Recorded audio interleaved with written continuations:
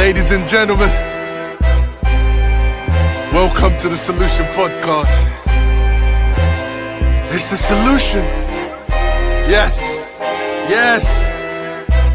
It's the solution, ladies and gentlemen. We are here for the truth. That's what we are here for. It's the Solution Podcast. Let's get to the solution. Let's work out these problems. Let's get to it. Let's tell them the truth. Let's stop the lies. Let's give them the evidence. The Solution Podcast. We got you, ladies and gentlemen. I hope you stay tuned.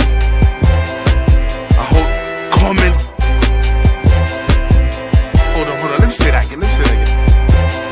I hope you comment, like, and subscribe. We've got you. We're gonna tell you the truth. We're not gonna lie. And don't forget, ladies and gents, if you're not part of the solution, you're part of the problem.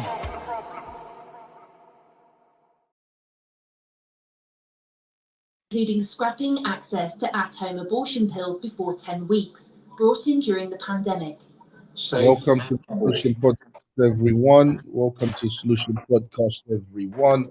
What a dark, sad, evil day today it is. I don't know how much you guys know about this, but today we're going to be talking about England legalizes abortion up to 9 months. That's right. England has legalized abortion up to 9 months, and this is what we're going to be reacting to. Just give me a second, guys. Give me 1 second. I'll be back shortly. Yeah, so this is new in the news. Octavio will be presenting updating us on what's going on. As you can tell by my profile picture, I'll be trying to argue against him and trying to look at alternative perspectives of why this is right, and thinking of counter arguments. But we'll see.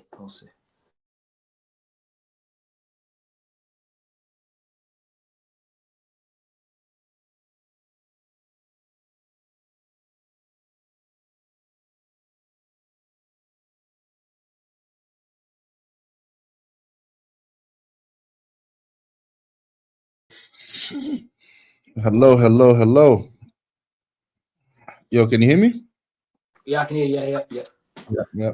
Sorry about that, guys. Yes, it is a dark, evil day for England, and shame on England for this. As if abortion wasn't evil enough at any stage, now a woman can actually abort a child up to 9 months. If that is not child sacrifice, I don't know what is. But we've got a few videos to react to, guys, just to let you know what's going on, so you guys can be better informed. So just hold on a second for me. How you doing, Hassan? You all right, bro? Yeah, good. Yeah. All right. As it is polarizing. 60 years since the last change in abortion laws, and tonight a vote in Parliament could see it altered again in what's being pitched as the biggest shake-up to reproductive rights in over half a century. Originally passed by an all-male Parliament elected by men alone, this Victorian law is increasingly used against vulnerable women and girls. Since 2020, more than 100 women have been criminally investigated. 6 have faced court and 1 has been sent to prison. Behind the scenes, fierce battles between competing amendments to the Crime and Policing Bill. The first being brought by Labour MP Tonya Antianazzi seeks to prevent women from being criminalised for terminating their own pregnancies. What do you say to those who say the law's fine at the moment, we don't want to open this up again? This is a very incendiary topic for many people. There are many incendiary topics, but we can't hide away from having those open and honest discussions with our colleagues and across the House and with society. That is why I am very keen to fix an anomaly in the law. This stops women being criminalised, and that is my priority. Sir Edward Lee plans to vote against the amendment.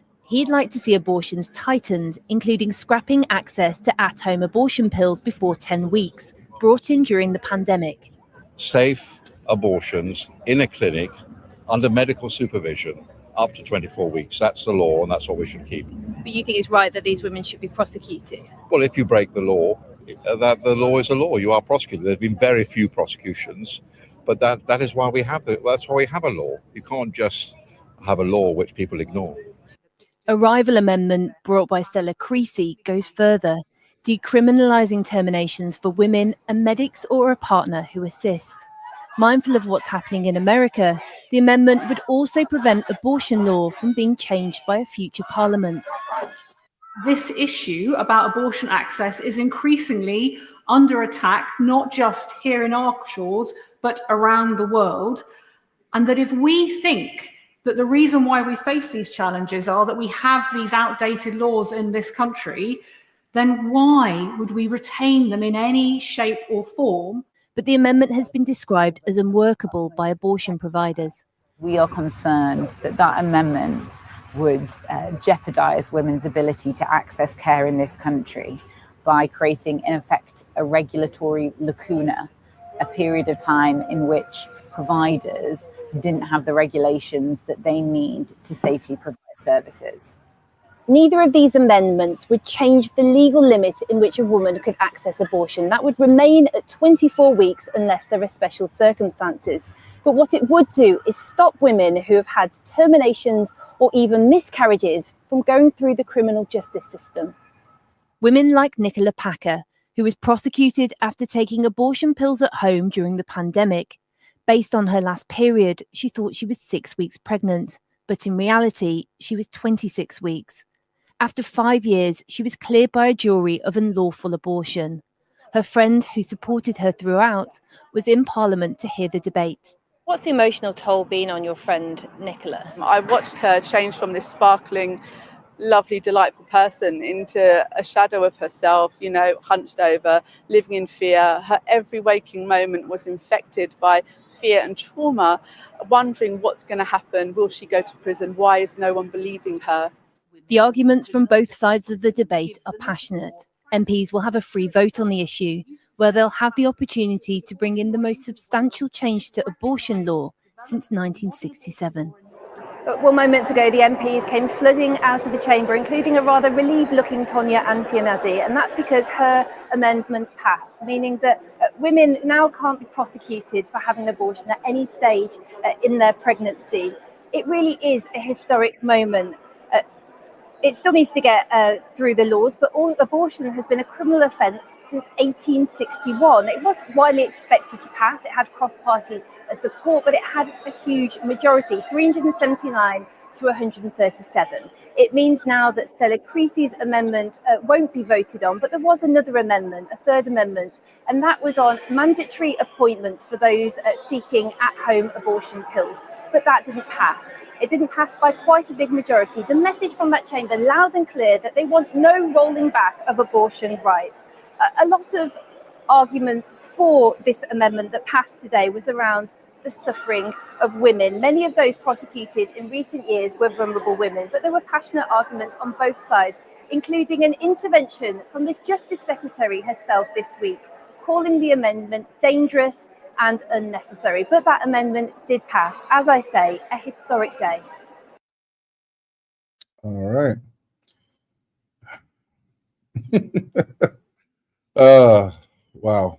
Wow.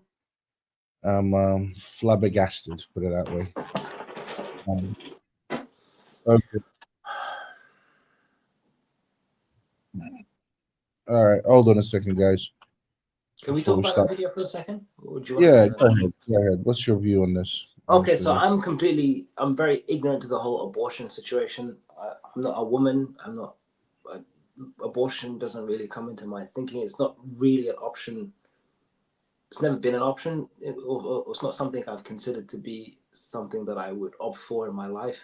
If I was to have kids and such, it's not something that I plan for. It's not something I take lightly, or this is a part of my life. So all of this is quite new to me. But I don't get the logic that they're presenting. Based on that video, the MP was saying that 100 women have been prosecuted in the past 5 years or since 2020 for having abortions post the 24 mark. And because that's such an atrocity, that it should be possible for abortions to be done at any time, be decriminalized at any time, all the way up to 9 months. But this is what I don't get.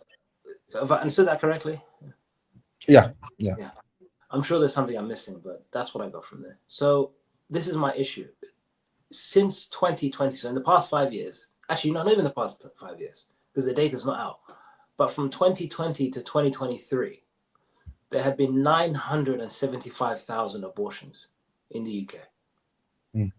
Why is 100 people or 100 women having abortions post the 24-week period such a major issue that we need to extend the abortions right up until 9 months? Fantastic question.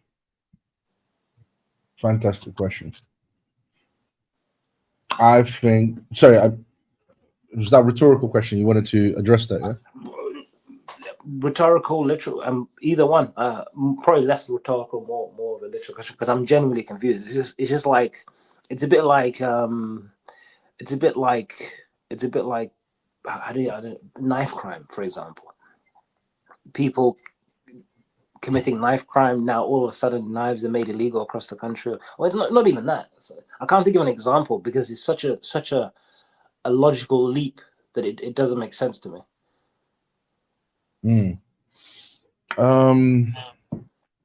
I think the agenda was always to bring abortion up to 9 months.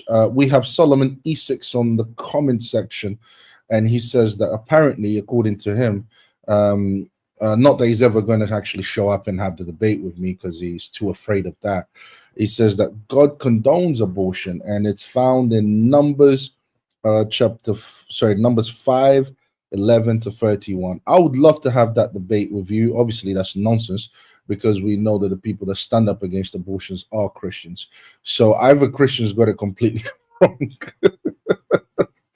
or they, because if God, you'd think if God condoned abortion, then you'd see Christians not outside abortion clinics. You wouldn't see Christian organizations that are against abortion. You wouldn't see the Catholic Church and every single Christian denomination out there. This is a big issue for Christians. This is one of the reasons why I'm reacting to this, precisely because God does not condone abortion. And just to Solomon, one of the 10 commandments is do not murder. Okay, and abortion is murder. It's the intentional killing of an innocent human life. So for you to say that, it's just disingenuous. It's a lie. And do me one favor, Solomon. If you ever do manage to muster the courage to debate this topic, I would love to have you on. But I cannot go into all of your arguments right now, Solomon. I wish I could, just because we have videos to react to and we've got this to cover. But guess what? If you afterwards do want to have this discussion, please feel free. I'll put the link in the chat and you can join us, okay? But for the time being, I have to crack on with this. Okay. Yes, you made a great point there, Hassan. I'm with you 100%. I don't know why. You mentioned there's only been 100. What did you say? It was? She said 100 women have been prosecuted since 2020 for having abortions, because abortion is criminalized post a certain period. And she said it's Victorian and men are the ones that voted this in. Okay, since 2020, there's been 100 abortions, right? 100 convictions for people having 100 convictions. I apologize. 100 convictions past the 24-week mark, right? Yeah. Because because they had abortion past the 24-week mark. Yeah. So they had 100 convictions, and that was a good enough reason to extend the abortion mark. So yeah, not in my logic, but not in your logic, but in her logic. Yeah, that's good enough. Okay. Let me make one thing clear, guys. Abortion is evil. It's against the Bible. It's against Christianity. Abortion is evil at any stage. Let me make that absolutely clear. But before we even go into, I think that logic there, that logic comes from a person that that wants abortion to be up to 9 months. She wants. Sorry to interrupt. Mhm. That's the people she's advocating for, or she's saying that need to be represented. So it's 100 people convicted in the past 5 years, and from 2020 to 2023, it's 975,000 abortions. Right, 100 people convicted, or 100 women, I think, would be 0.01%.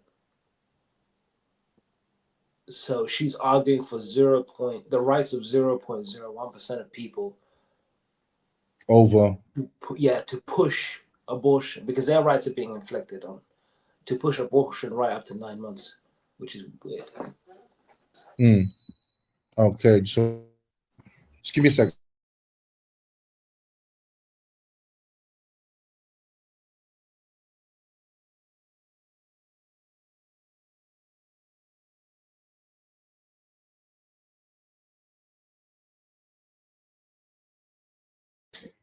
Yes, bro. Right days. Yeah, I think I because what you basically described there is that argument there doesn't make any sense. I'll be honest with you, it doesn't make any sense at all.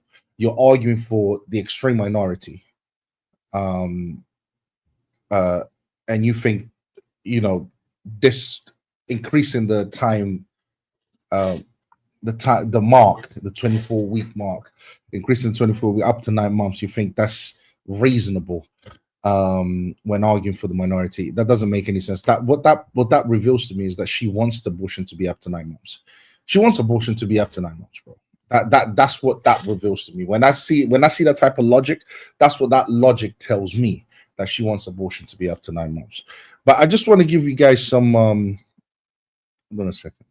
Let me share this with you. I'm just gonna go through it quickly so you guys understand exactly what's going on.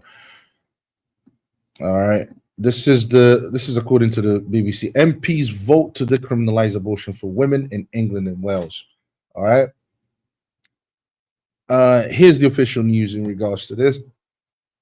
MPs have voted to change abortion legislation to stop women in England and Wales being prosecuted for ending their pregnancy. The landslide vote to decriminalise the procedure is the biggest change to abortion laws in England and Wales for nearly 60 years.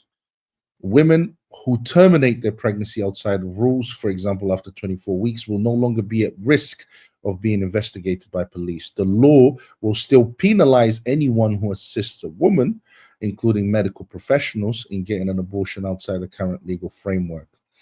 Labour MP Tonya Antoniazzi put forward the amendment to the Crime and Policing Bill, which was passed by a majority of 242 votes. Wow. As an issue of conscience, MPs were allowed to vote according to their personal beliefs. The current law in England and Wales states that abortion is illegal, but allowed up to the first 24 weeks of pregnancy, and beyond that in certain circumstances, such as if the woman's life is in danger. Women can also take medication at home to terminate their pregnancy under 10 weeks. So the abortion is called the abortion pill. Women can take the abortion pills up to 10 weeks. So you can just get an abortion pill to be sent over to your house so you can murder your own baby in the womb. Okay? You don't need to do much. You don't need a professional to check you or anything. We believe you. It's like abortion on tap. You can do it. They've just literally made abortion on tap. It's like opening the tap water. It's like, yes, you can just kill a child. It makes no difference. This is wow.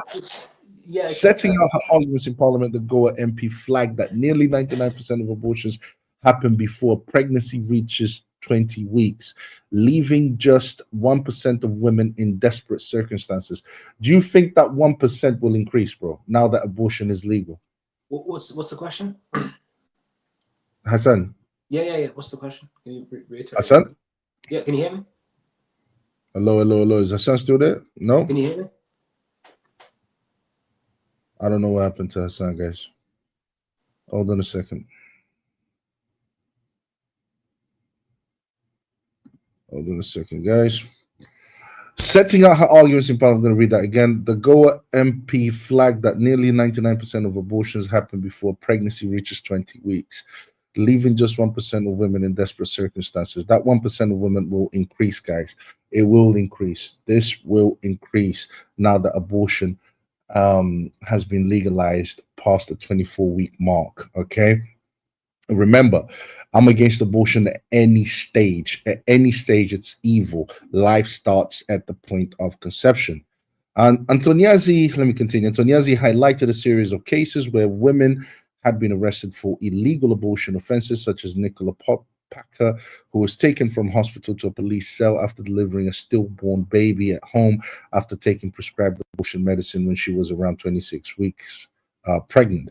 And I think Hassan mentioned this when he highlighted how many women faced criminal prosecution after the 24-week mark. And he mentioned that since 2020 there's been 100 cases, and yet they think that's it's reasonable enough out of these 100 cases to go ahead and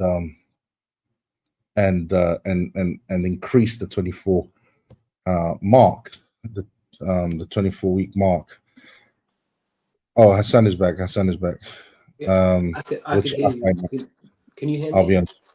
I found that crazy. I think this they do this all the time. They use the exception to justify evil. That's what they do. They use some small example and they say, you know what, because even though it's the exception, even though it's the minority, they'll use that and they'll say this is a good enough reason for us to now increase the legalization of abortion up to 9 months.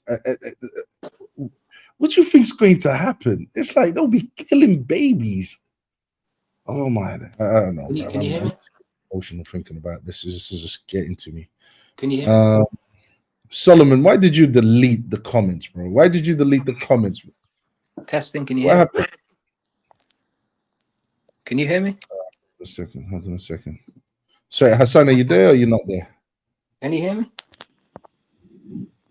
Let me continue. I'm not sure what's going on, Hassan. She told jurors during her trial, which came after more than 4 years of police investigation, that she did not realize she had been pregnant for more than 10 weeks. Antoniazzi urged MPs to support her amendment to recognize these women need care and support and not criminalization. Wow. It's all about the women. It's all about the life of the woman, not the life of the child. This is what they prioritize: the life of the women, not the life of the child. That's actually crazy to me. So that, and I think that's because they don't consider the baby's life a life.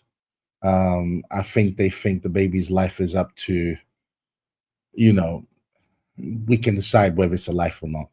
It's not really a life, even though science tells us that life begins at the point of conception. This is what they're basically saying, because it's all about, look at the language here. Look at the language here.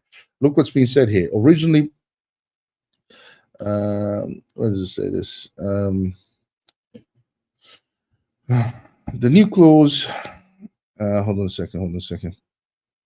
Antoniazzi urged MPs to support her amendment to recognize these women need care and support and not criminalization. Again, these women, look at the language, these women need care and support. Not that the baby needs care and support. These women need care and support. So the woman is the focus, as if she is the only life, being the only life in the equation.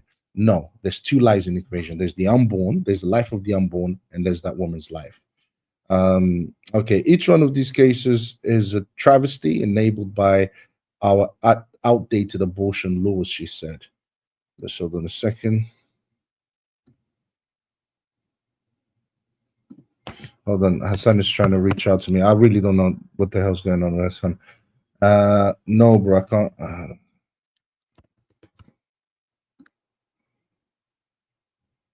I don't know what's going on, Hassan, guys. Hassan, try and come back in again. And yeah. All right, let's continue. Each one of these cases is a travesty enabled by our outdated abortion laws. She said, outdated abortion law. We shouldn't even have an abortion law in the first place. Originally passed by an all-male parliament elected by men alone, this Victorian law is increasingly used against vulnerable women and girls. Do you see the feminist the language here? This is amazing. Can you hear the feminist language here? Can you guys hear the feminist language here? Look what this woman said. This is how you know this woman's a feminist. Okay. Wow. Okay, hold on a second. Each one of these cases is a travesty enabled by our outdated abortion law, she said. Because some women have had an abortion beyond the 24-week mark. So, of course, now she considers the current law, or not the current law, but the law prior, the abortions were only allowed up to 24 weeks. She considers that to be outdated abortion law, according to her. And then she says, originally passed by an all-male parliament elected by men alone, this Victorian law is increasingly used against vulnerable women and girls. That's crazy. And what the reason why I want you to focus on this type of language, because this is feminist language. Only a feminist talks like this by an all-male. What does that have to do with anything? If it was an all-male or all-female, what does that have to do with anything? All-male parliament elected by men alone. This Victorian law is increasingly used against vulnerable women and girls. She's suggesting that because an old man passed this law, that somehow, you know, there's something wrong with that. Yeah, I don't know what's going on with Hassan. Hassan, if you can hear me, yeah, try and come back in, bro. All right, I'm gonna continue reading this. The Antoniazzi amendment won the support from 379 MPs with 137 against. I think it's so sad when you've got that number of MPs, 317. I mean, this is a landslide. This is how many MPs believe in killing the unborn. And the West is wondering why the birth rate is declining at the rate that it's declining. When you've got 379 MPs voting to pass this law here. The new clause will not change any law regarding the provision of abortion services within a healthcare setting, including but not limited to the time limit, telemedicine, the grounds for abortion, or the requirement for 2 doctors' approval. Okay, this is so the new clause would not change any law regarding the provision of abortion services within a healthcare setting, including but not limited to the time limit, telemedicine, the grounds for abortion, or the requirement for 2 doctors. This is a requirement for 2 doctors. Basically, a woman can just go up to them and say anything, and they'll allow it to happen. They're basically trying to say that abortions are beyond the 24-hour mark, the 24-mark period, that somehow, you know, you are required to have, you know, 2 doctors and so on for approval, which is rubbish. She'll just make up anything, say anything, and they'll let her have the abortion. It's the fact that it's now allowed. It's no longer it's no longer criminal to have the abortion past that stage. So we mark my words, in the next year you're going to see a significant increase in abortions past the 24-hour mark, and that's because these doctors will just allow it to happen. It's that simple. I don't know if Hassan can hear me. Hassan is back, I think. Can you hear me? Can you hear me, Hassan? I can hear you. Can you hear me? Yeah, I know you're here, bro. I know you're here. I've got you in the panel, bro, but I don't hear you, bro. Can you hear me? Hello, hello, hello. Nothing. I heard a little something, but yeah, I'm hearing something, but Still there in the background. Don't know what's going on with you. Can you hear me? Yeah, I can hear you now. Can you hear me? I can hear you. You sound a bit. Muffled. Yeah, you sound like you're under the water or something, bro. The Illuminati, bro, they're getting us. The Illuminati. Yeah. They don't care about that. Yeah, The world have pretty much accepted the agenda. Everyone is on their side. We are not revealing any secrets here. This is all supported by the majority of people. Let me just continue. It was backed by all the main abortion providers as well as 180 MPs from across the Commons. Sorry, I'm getting some feedback, bro.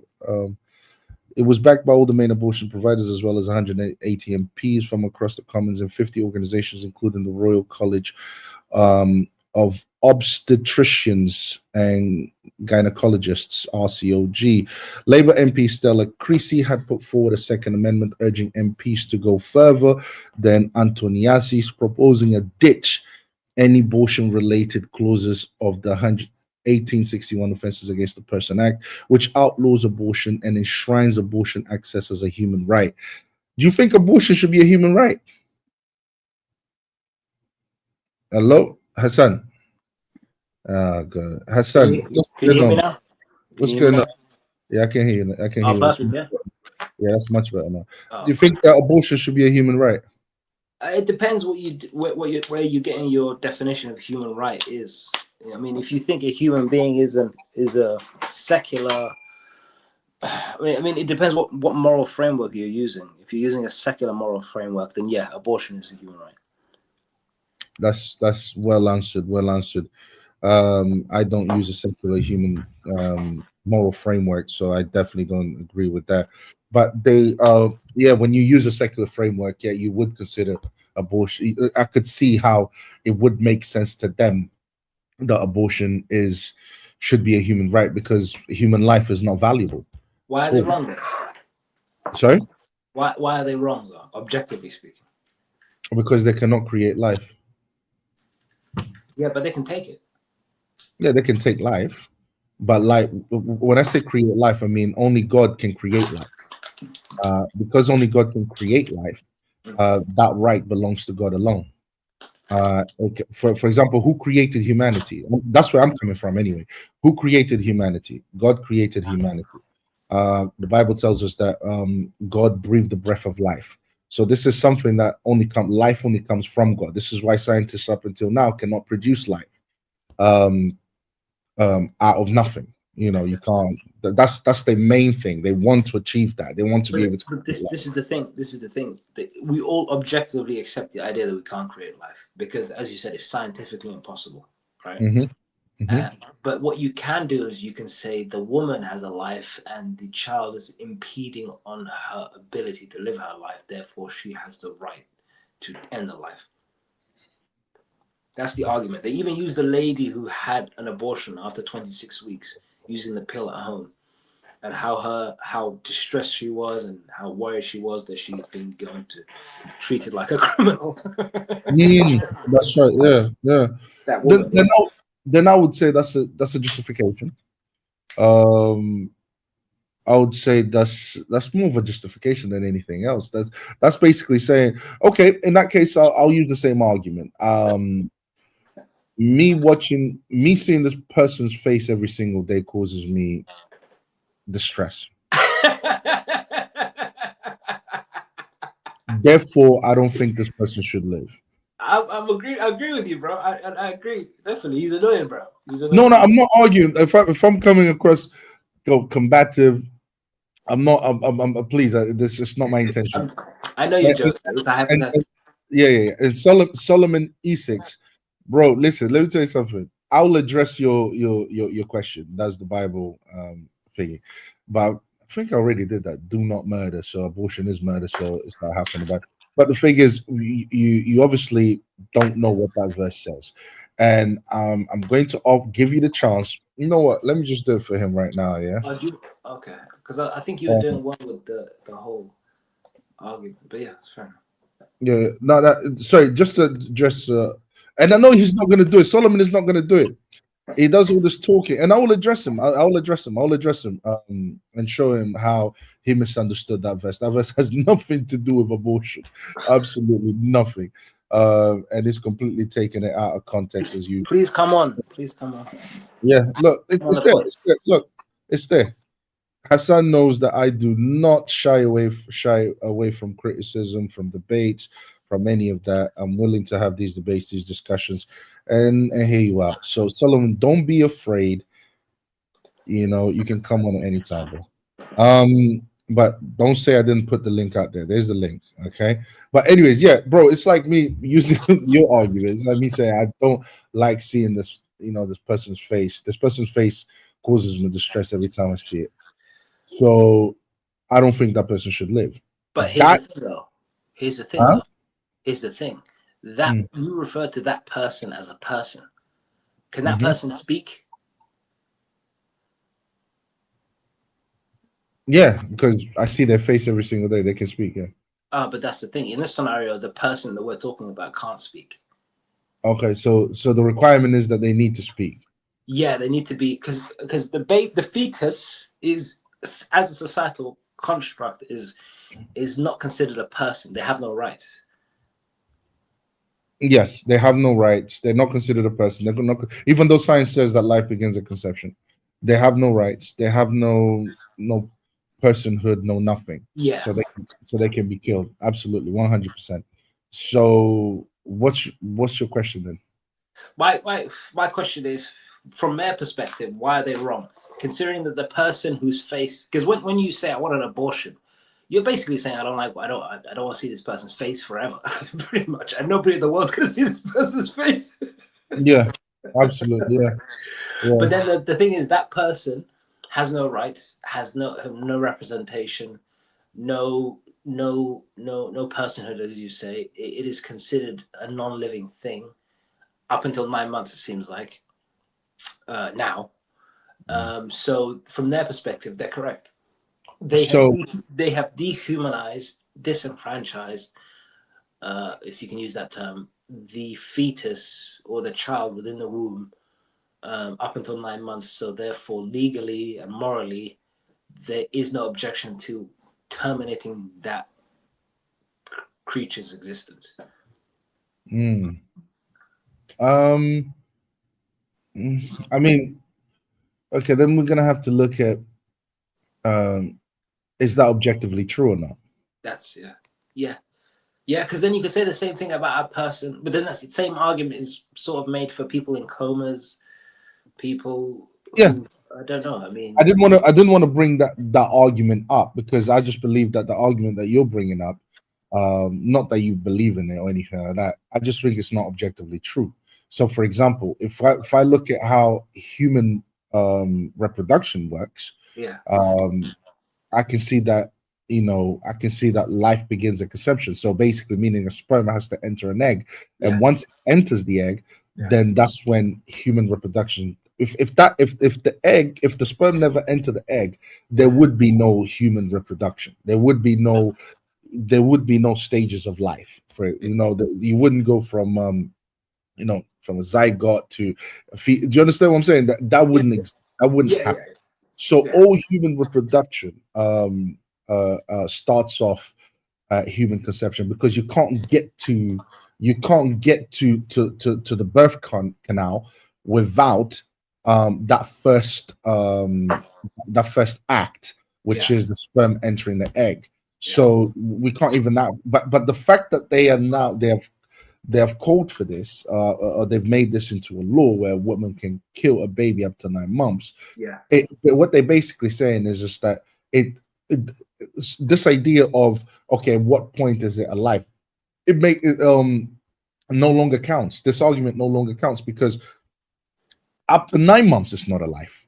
Up to the point of birth it's not a life. I don't think they're saying that. I don't think they're saying it's not a life up until that point. I think what they're saying is, because remember the argument she presented, she said 100 women have been prosecuted and then the other lady was used to as a testimony to how much suffering that woman had. So the argument is, I am suffering, and you as a man, a backward man, a Victorian man, are making me suffer with this fetus who has no voice, because it's voice versus the voiceless. I think that's the argument. Not that it's alive and not alive. It's just that it has no ability to argue its point. And on top of that, it has men, the fetus. It seems like Victorian men, or backward men in a sense, are the ones that only argue on his behalf for oppressive reasons. But that's not objectively true. Circumstantially, it's true. No, I don't think it's but because a person does not have a voice or is voiceless, then that means it can be killed? To a certain, on the legal system, yeah. So like, she's presented the case. The fetus isn't there to argue on his own behalf. The only ones who are there to argue on his behalf are Victorian men. It seems like that's the caricature that she presented. So therefore, the court has no way to have a balanced opinion on the fact that they are presented with immediate suffering, and the defense has no, or the offense, I don't know, or the prosecute, I don't know, whatever the legal term is. The fetus isn't. The fetus needs to show up to court for it to be represented. Seems like. For it to be represented. Yeah. Okay, in that case, let's rescue all the people that are mute, that cannot speak. I don't know. They have people speaking for them, relatives. Yeah. So why can't a baby have another person speak for them? Well, the only person that would speak. Well, the men are considered. It seems like she's arguing that the men who speak up for them are oppressors. Yeah. So yeah, it's the entire argument is flawed. But let me just carry on quickly with this, and then I've got some videos to react to, and then just trying to have a quick conversation on this. And let's see if what's his name, Solomon? Why did they give you that name? Actually joins us. Okay, hold on a second. Chrissy asks why MPs would want to retain outdated laws in any shape or form rather than learning from what is best practice around the world for all of our constituents. So okay, all right. So what is best practice is to kill babies up to 9 months. That is the best practice, because of course only the life of the mother is considered a life, and not the life of the unborn, which science tells us that it is a life, because life begins at conception. Okay, then. Greece's proposed amendment was publicly backed by 108 MPs before the debate, but abortion providers, including the British Pregnancy Advisory Service, BPAS, said the amendment was not the right way to achieve generational change, and it did not go to a vote. Okay, so it needed to go to a vote then, and they did that, and we saw what happened. So, but okay, at first it was backed by 108 MPs. Okay. Conservative Shadow Health Minister Dr. Caroline Johnson put forward a third amendment aimed at stopping pills by post-abortions by requiring a pregnant woman to have an in-person consultation before being prescribed medication to terminate her pregnancy. Yeah, I mean, this is just a mess. Do you think that women should have the right to have? I mean, I guess at this point, who cares if they receive abortion pill during the mail, right? I mean, might as well. You know, if you killing babies up to 9 months doesn't make any difference. It's crazy. The Johnson Amendment was defeated with 379 MPs voting against and 117 voting for. What do you make of that when you have 379 MPs voting? Hold on, the Johnson Amendment was defeated with 379 MPs against 117 voting for. RCOG President Prof. Renee Takaf welcomed the decision to accept the Antoniazzi Amendment and reject Johnson's as a victory for women and for the essential reproductive rights. She said this sends a powerful signal that women's rights and autonomy matter. Okay. Let's I'm not going to continue reading everything because it goes into other things, but I did want to ask you, the Antoniazzi Amendment won the support of 379 MPs with 137 against. What do you make of that? What does that tell you about the moral state of the politicians in England?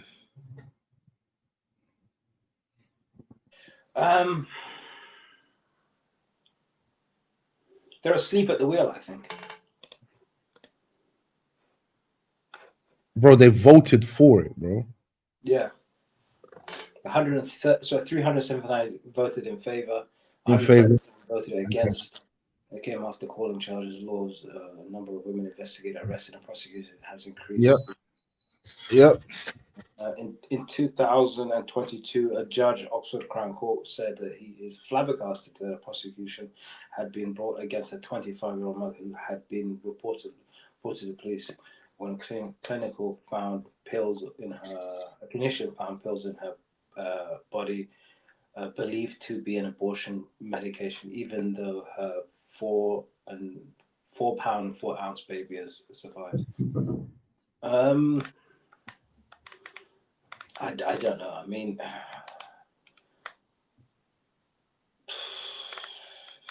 I don't know. I don't think people should be taking abortions in the first place, to be honest, in most cases. Like, because I'm just looking 379 MP. That's why I asked that question. What does that tell you about the moral state of politicians? Because I don't think morally the state of these politicians are good. You think the 379 are immoral for their actions? Yeah, absolutely. Yes, absolutely. Completely immoral. Huh? Why do you think that? Because they voted for it. They voted for abortion to be accessible up to 9 months. Yes, because it's legally it's a murky area. Given the example of the 100 women that have been prosecuted for having abortions sometime after the 24-week period, I think, which is the case,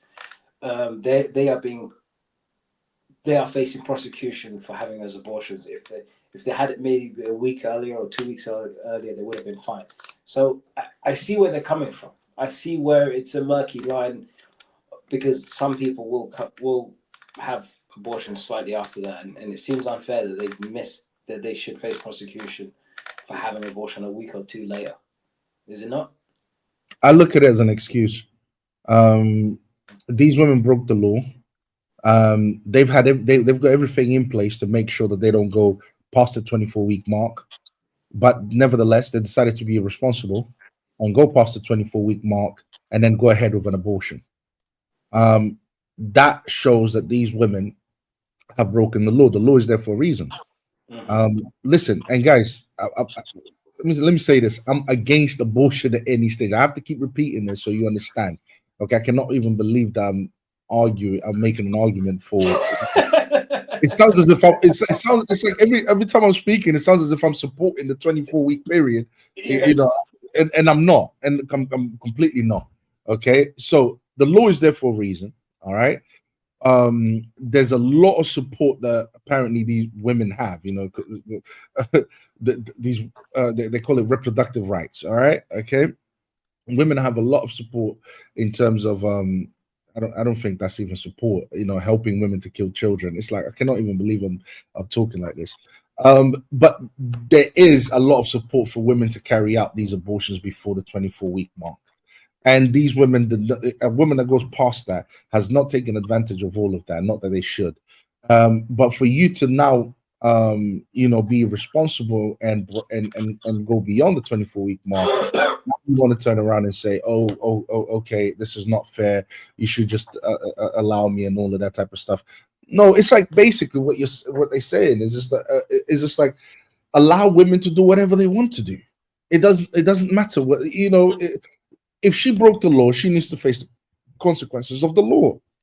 It's that simple. You should have been more responsible. It's that simple. Oh, but it's not fair that she's going through what she's going through, because of, you know, she'll come up with her reasons, and it doesn't matter. It doesn't matter. She broke the law. She needs to face the consequences. End of. It's like they want to get rid of law. They just want people to be able to do whatever it is that they want to do. So no wonder why this law was passed.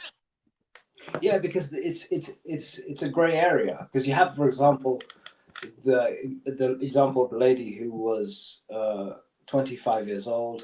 The Oxford Crown Court. I don't know if you can see it in the article. She faced prosecution because there was pills found to be in her body, abortion pills. You see, 2022 this is the case studies. Even though her baby was delivered, she faced prosecution. There's another example. Was then 22 from said the time she had. And yeah, so it's causing grief for women, but have faced prosecution for, I guess unintentionally having the abortion sometime later. One of them is an example of a case during lockdown. You can understand the difficulties there of trying to have an abortion and see a doctor and go through that whole process during the lockdown period, and then those delays having an effect on whether she can actually have the abortion, and then that leading to. So it makes sense, logically speaking, that to make it black and white, have the abortion within the 9 months rather than an obscure period of time. Yeah, I don't think it makes any sense at all, just because of what's being proposed. What's being proposed is that what's being proposed and what's being allowed, the consequences of it will be worse.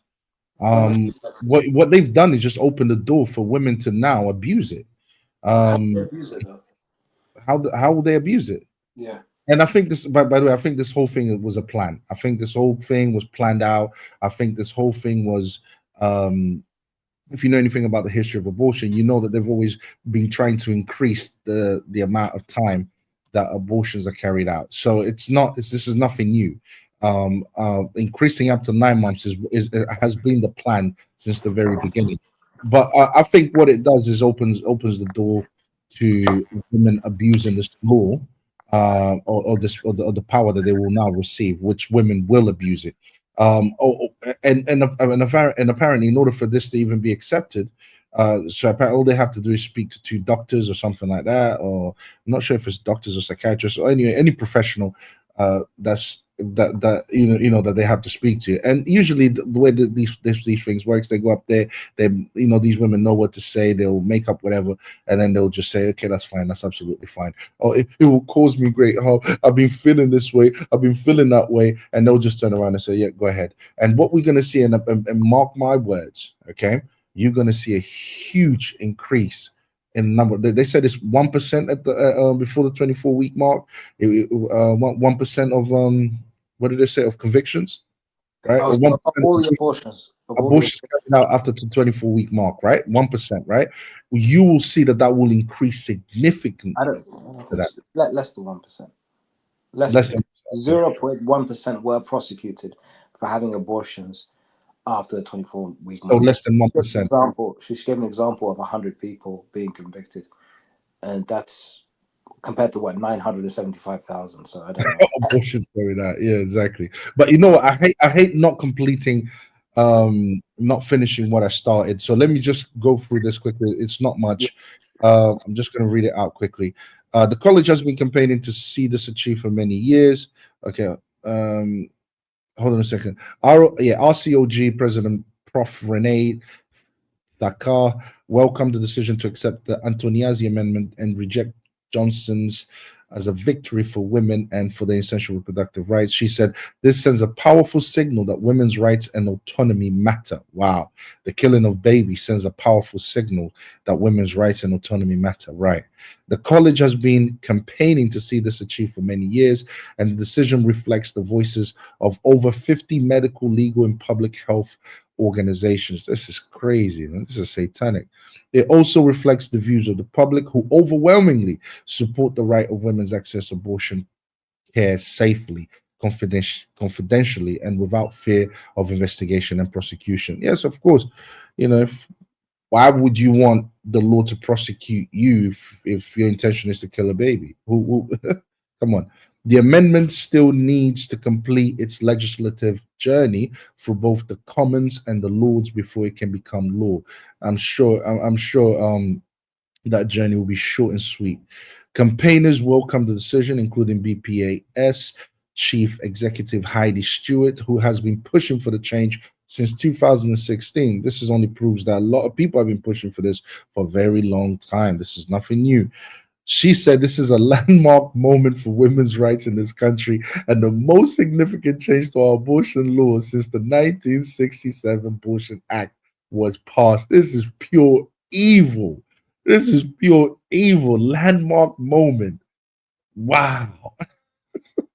There will be no more women investigated after enduring a miscarriage, no more women dragged from their hospital beds to the back of a police van, no more women separated from their children because of our archaic abortion law. Oh, what an evil statement.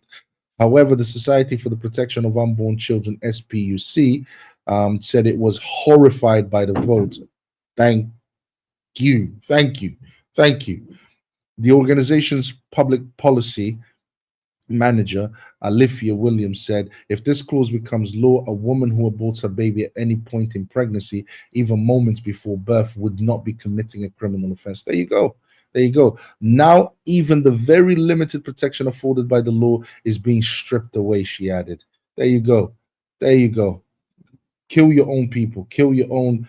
This is the most selfish thing I've ever seen, evil thing I've ever seen in my entire life. This is, oh, God. All right.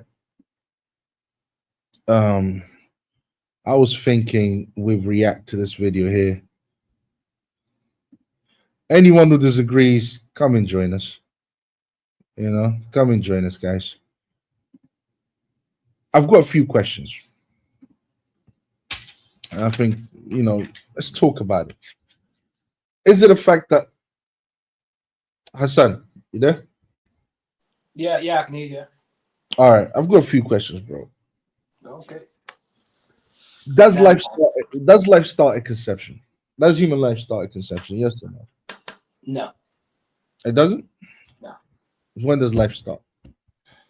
I think at some point, a little bit later. I'm not 100% sure. Okay. I hold the view that the life starts at conception, and so does sciences. That is the moment the sperm enters the egg, this is when life starts, because you cannot have any kind of life without that happening first. So that moment there is so I hold this view. Why do you hold the view that life does not start at conception? For certain reasons. I don't want to delve into it now because it might derail the conversation. Okay, all right. Okay. I will say it is the ensoulment period. So I consider life to be when the soul enters the body. Okay. I don't think it happens at conception. Okay. Is that within 24 weeks? Oh yeah, I think so. Or after 24 weeks? I don't want to say actually. I'm assuming so. You're making an assumption. Okay, I think Hassan has a different, moral code. He's coming from a different perspective. Me as a Christian, life begins at conception. Science agrees, and so on. Is the ending of a human life good or bad? Of an innocent human life? Is that the question? Yeah. Is the ending of an innocent human life good or bad? In your case would be after you regard that fetus as a human being. Yeah. We regard it right at the point of conception. You regard it much bit later. Yeah. To end our life, is that good or bad? It's immoral. It's immoral. Okay. I agree with that as well. It is immoral. Does criminalizing abortion, because I've heard this argument and one of the ladies in the parliament was making it, does criminalizing abortion deters women or deters abortion or facilitates it? Criminalizing abortions after 24 weeks, does it deter abortions after? What's your question? Yeah, that's no, after 24 weeks. That's criminalizing abortion.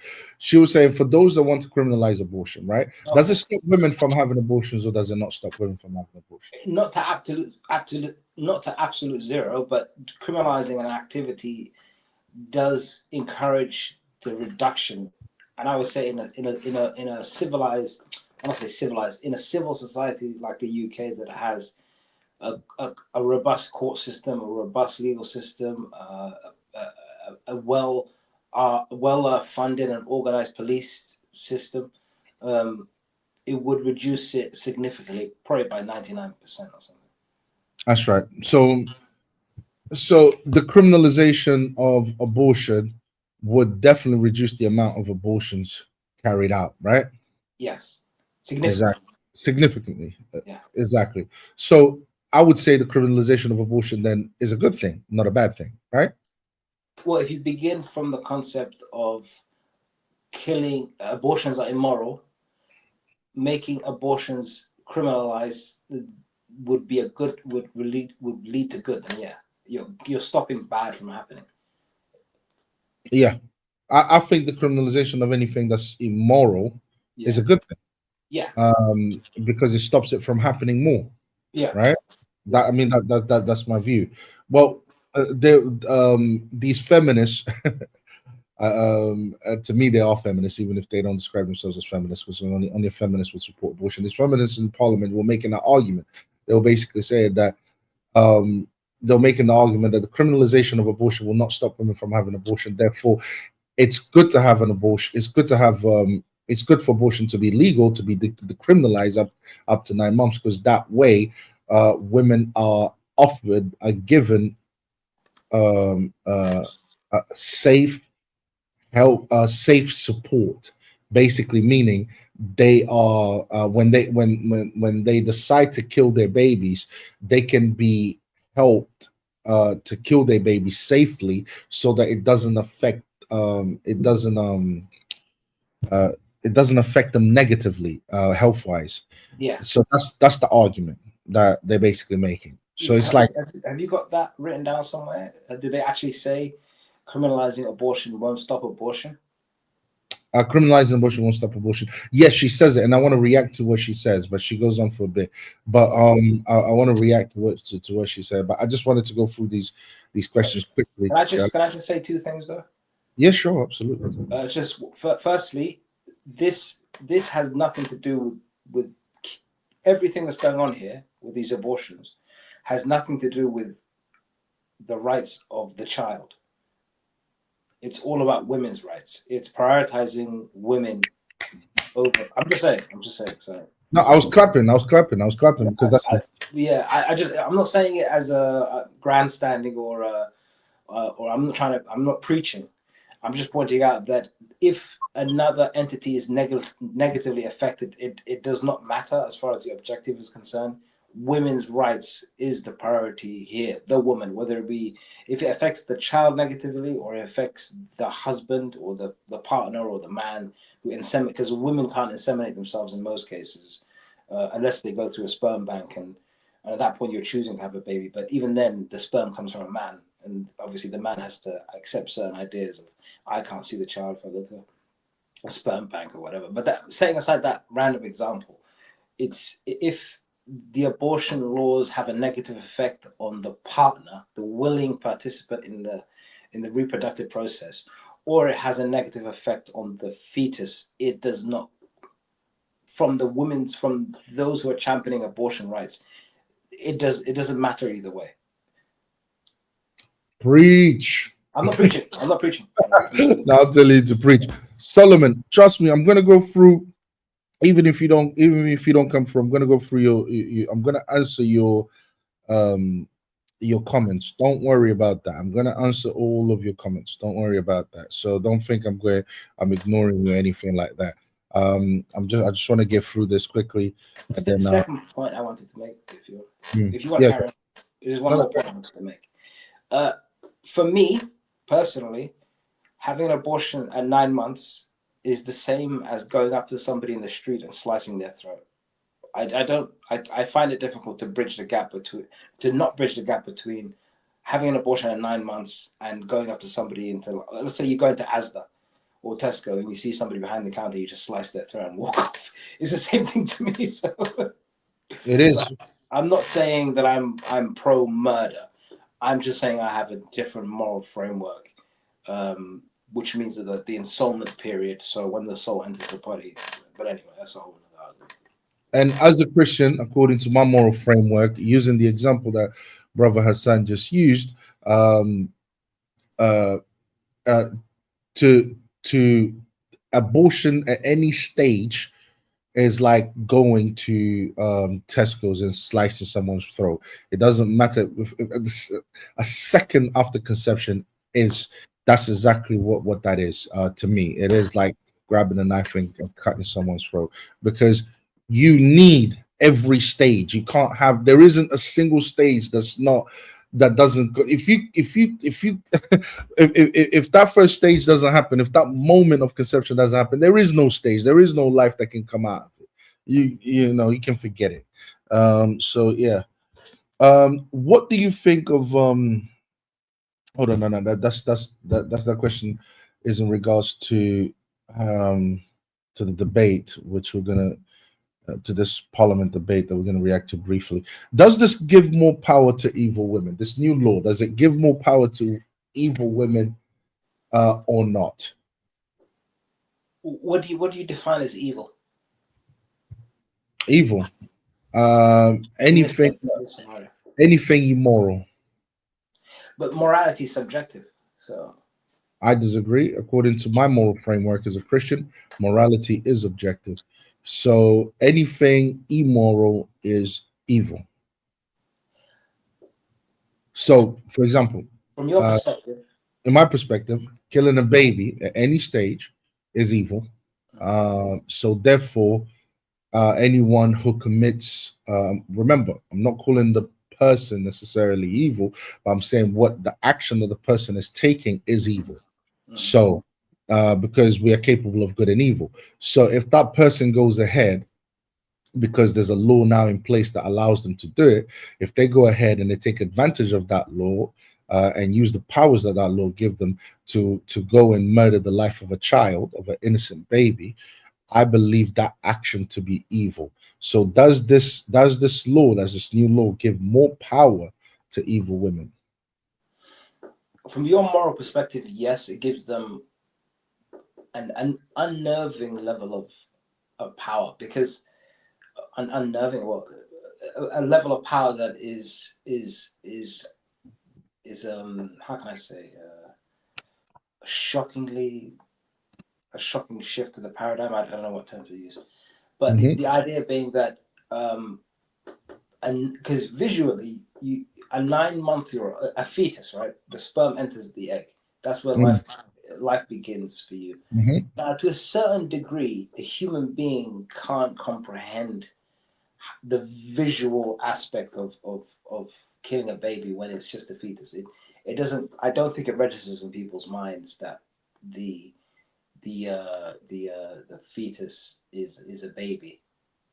But after let's say right up until 9 months, let's say 2 weeks before 9 months, you can see the arms and the legs, because you can have premature births at what, 6-7 months or something. I don't know. So if you have a premature birth, which people have, you can see the baby's got the arms, it's got the legs, it's crying, it can comprehend things. It's just a person, and you can tell it's male or female. You can tell when it's hungry, you can tell when it's not hungry, you can tell when it's sleeping, you can tell when it's shocked, you can tell when it's curious. So to get to that point where you can now abort that child or that creature or that being or that baby, let's be honest, and you're okay with that, I guess it is a what did she say? It's a groundbreaking new law or step. Yeah, groundbreaking. Yeah, Is that what she said? What the exact words? Her exact words, they were disgusting, by the way. Her exact words, hold on a second. This is a landmark moment for women's rights in this country and the most significant change to our abortion law since the 1967 Abortion Act was passed. So if you change the word, if you read that sentence again, but change the word rights to ability to do evil, then it's I'm guessing that's how you're seeing it. That's exactly how I'm saying. So this is a landmark moment for women's ability to do evil in this country and the most significant change to our abortion law since the 1967 Abortion Act was passed. That's how it would have read if I changed the words. Yeah. And I can see how one could come to that perspective, because ultimately what you're doing is you're looking at a 9-month fetus, a baby basically, and saying, nah, kill this one. I ain't got time for this. Kill it.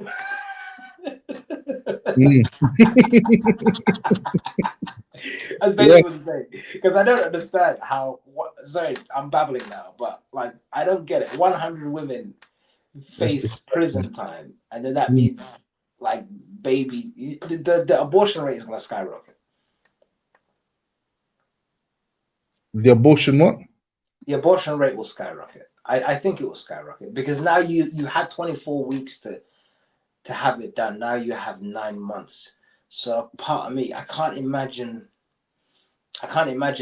that not opening the door to more abortions. I find it, for example, let's say you have 6 months to pay your debt, 24 weeks to pay your debts off if you owe money. But now you have 9 months to pay your debts off. I feel like more people will be in debt. You feel like more people will be in debt? Because the consequences for paying your debts, the restrictions for the time when you have to pay back your debts have now increased. So the restrictions have now been limited. So you have more time to pay your debts off, right? Yeah. I have a feeling people will do the calculation. I can borrow more money now, because the laws are a lot more loose.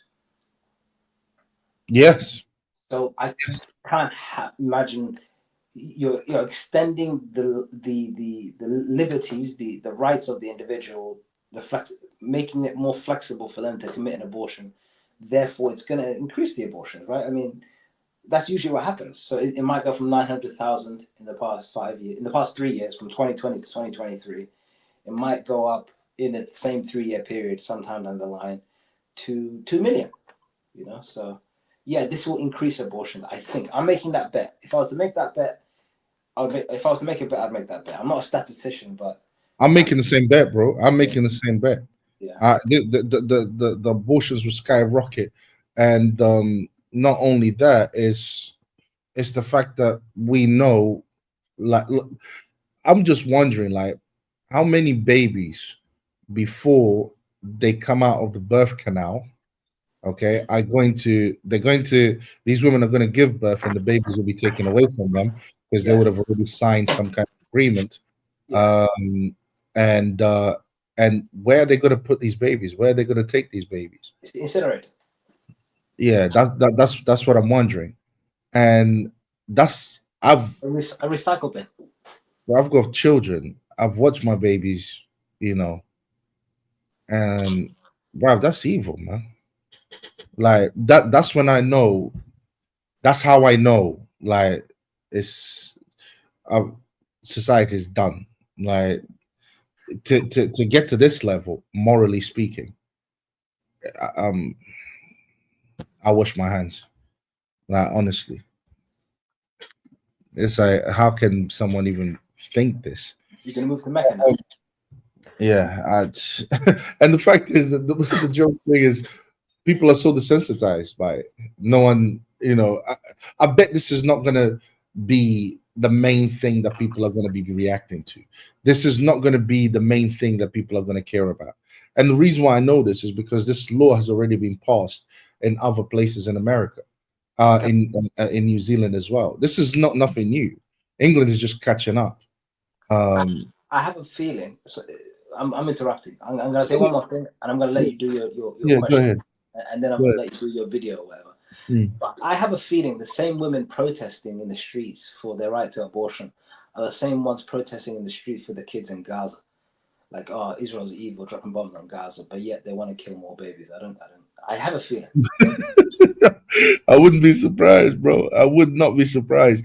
To me, abortion is the greatest evil that we are currently seeing. It kills more human life than any other conflict I've seen.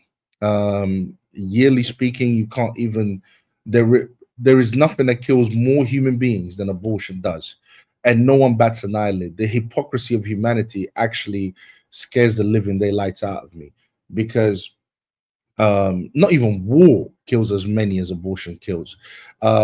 Everyone wants to erupt every time someone says something racist. They want to bring up the slavery that happened. They want to use that as an excuse to justify anything.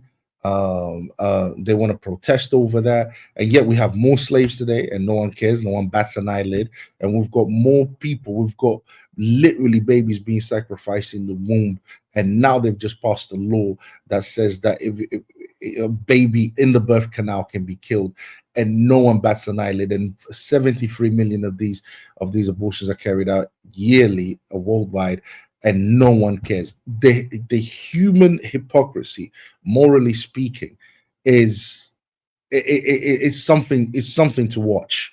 I'll be honest with you. It's something to admire. It's evil. It's reprehensible. It makes me lose faith in humanity. If this is how hypocritical human beings are, we're going to shout and scream over this racist guy over here, but guess what? Murdering millions of babies over there, it's absolutely fine. I can't. I just I can't. This is amazing. Does this give more power to evil women? I think it gives more power to, yes, it does, to women who want to carry out abortions, but also to, because I don't believe that women are inherently evil. I believe that we have the power to do good and bad. But I would say what it gives power to is to tempt women to do evil things. That's what this law does. It gives the power to tempt women who engage in promiscuous behavior to basically go out and kill their babies because they don't want to take care of them. It gives women power to engage in, to be selfish. That's what it does. That's what it doesn't matter whether you're. It doesn't really matter whether you're, this term evil woman. What is that? Because anyone can be tempted to do evil. Anyone, regardless of, anyone can be tempted to do evil. So this idea that there is evil women, there is good women, doesn't exist. Anyone can be tempted. So you can see a person that you would consider to be a good woman, and then you don't know what she's, she might do something stupid, silly, and she doesn't want to be held accountable for it. Let's say she has a husband, she cheats, and so on and so forth, because of a moment of weakness, and then she goes ahead and she thinks, I don't want my husband to find out because it's going to destroy my entire life, and blah blah blah blah. And then she goes ahead. So in a moment of weakness, she's going to be able to take advantage of this law that has just been passed and go ahead and kill the baby. That's crazy. That's crazy. So what this law does, it allows women to feel tempted, to be tempted by, by the possibility of, by the possibility of not having to face up to your actions.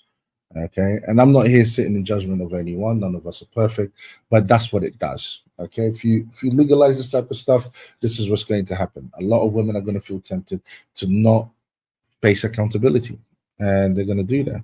That's just a fact. Okay, now let's just go into this video quickly. I think Hassan will be right back in a minute, guys.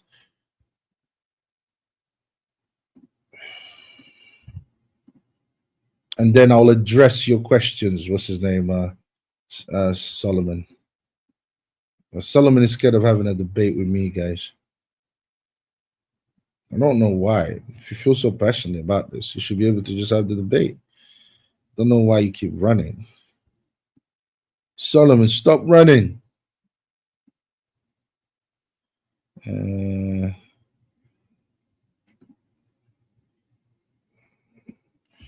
Okay.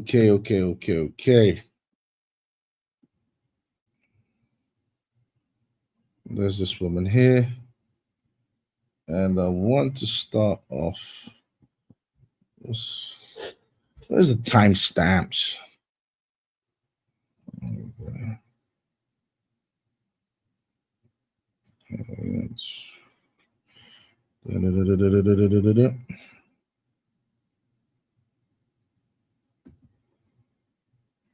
Okay. Yo, Hassan, you back? Let's listen to what these people have to say, guys. Let's hear what evil sounds like.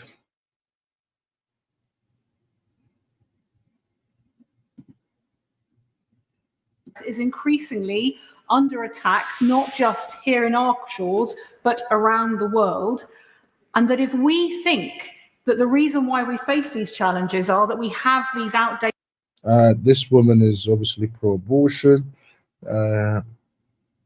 She wants this law. She wants this bill to be passed and to be made into law. So, yeah.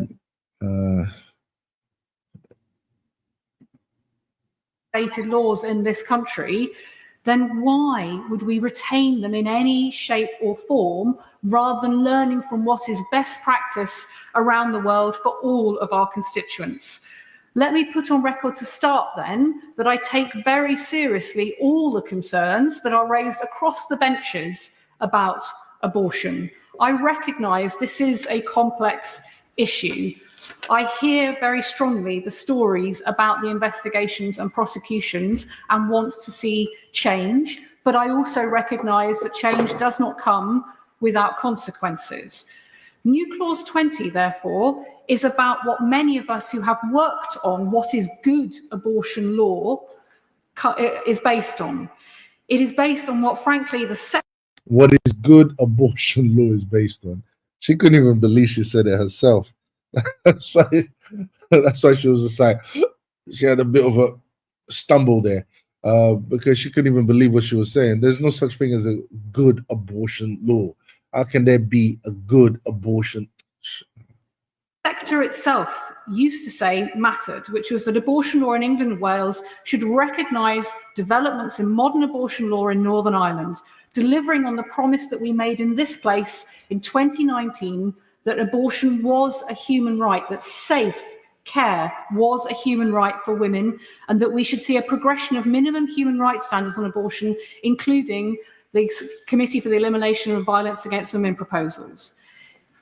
I want to start with how it does that, because I want to be very clear that only New Clause 20 is decriminalisation.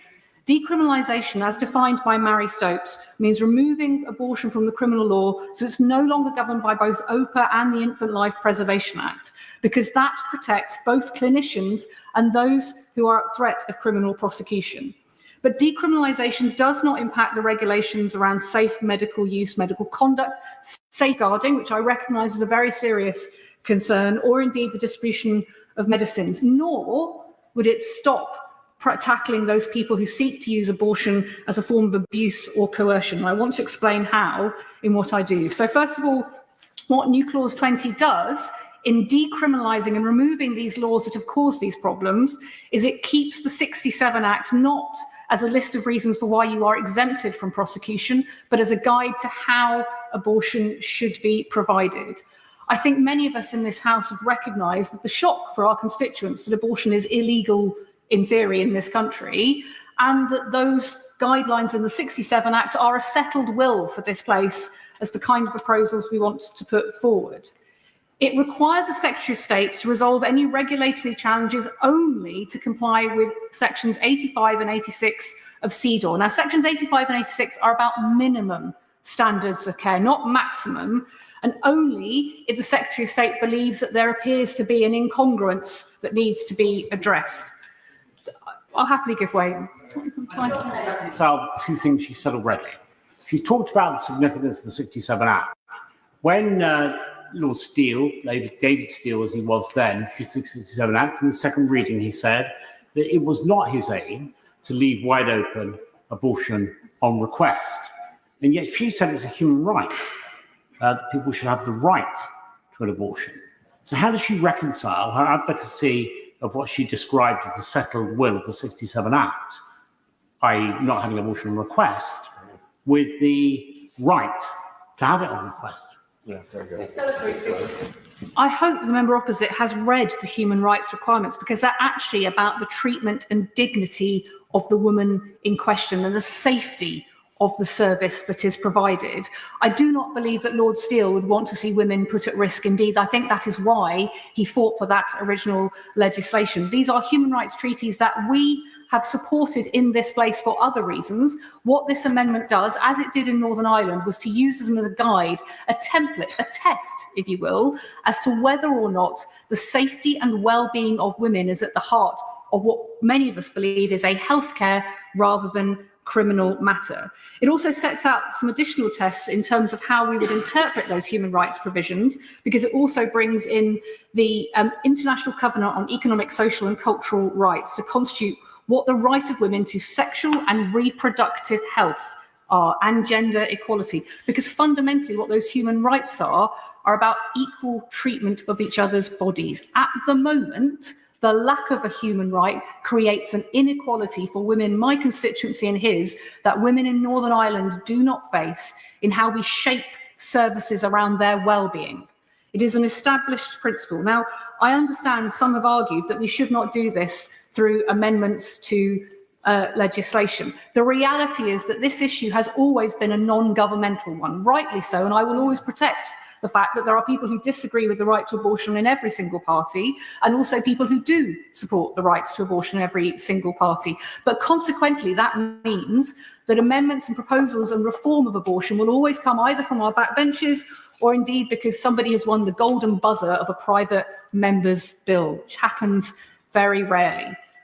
But the good news is that we also know from Northern Ireland, those who have called for consultation, well, this is exactly what we got by voting for abortion to be a human right in Northern Ireland. We got consultation. So if your concern about this amendment tonight is about the lack of consultation, then by voting for it, you are triggering a consultation into how to apply that human rights test to abortion provision in England and Wales, to test whether our services meet the same objectives we set for women in Northern Ireland.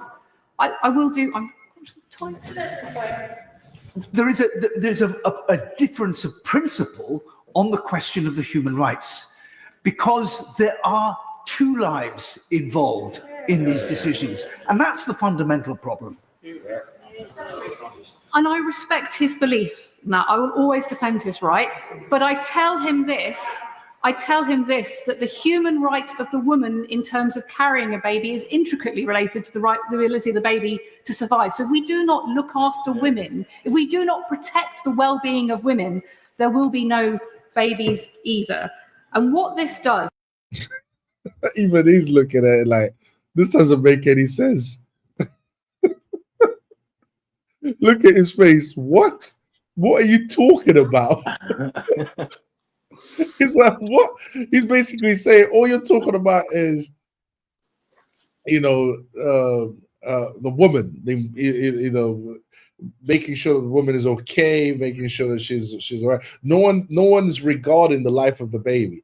The life of the baby is being completely disregarded. It's all about the life of the woman. It's all about protecting the woman. It's all about making the life of the child doesn't even matter. It's not being talked about. And yet there's two human lives here. You're not, and this is what I'm saying. One life means more than the other life. Is what you were saying, basically. The life of the child is not even a life. They don't even consider it to be a life. But guess what? The life of the mother, that's what's important. Women's rights, right? It's all about the woman and all that. My body, my choice. And, it's oh my days, man. She's making a pro-woman argument. Basically, yeah. The whole thing is pro-woman argument. But I'll play a little bit more of her, and then I'll play the other one, just so that we got a contrast of both. And then we'll have a quick chat. We'll address some of Solomon's, worries there, even though he doesn't want to debate, which is cowardly. And then we'll call it a night. This is to say, does it matter to us that we treat women equally across our country in the regulation of this healthcare procedure? It also practically means there is somebody to champion those regulations. In Northern Ireland, the Human Rights Commissioner has taken the government to court where access has been denied. She has established buffer zones, safe access to abortion clinics as a human right, and indeed now she is looking at telemedicine as a human right and how to provide it in a safe way for women. I will one more time, and then I do want to make some progress because I'm onto it. He's referring to Northern Ireland.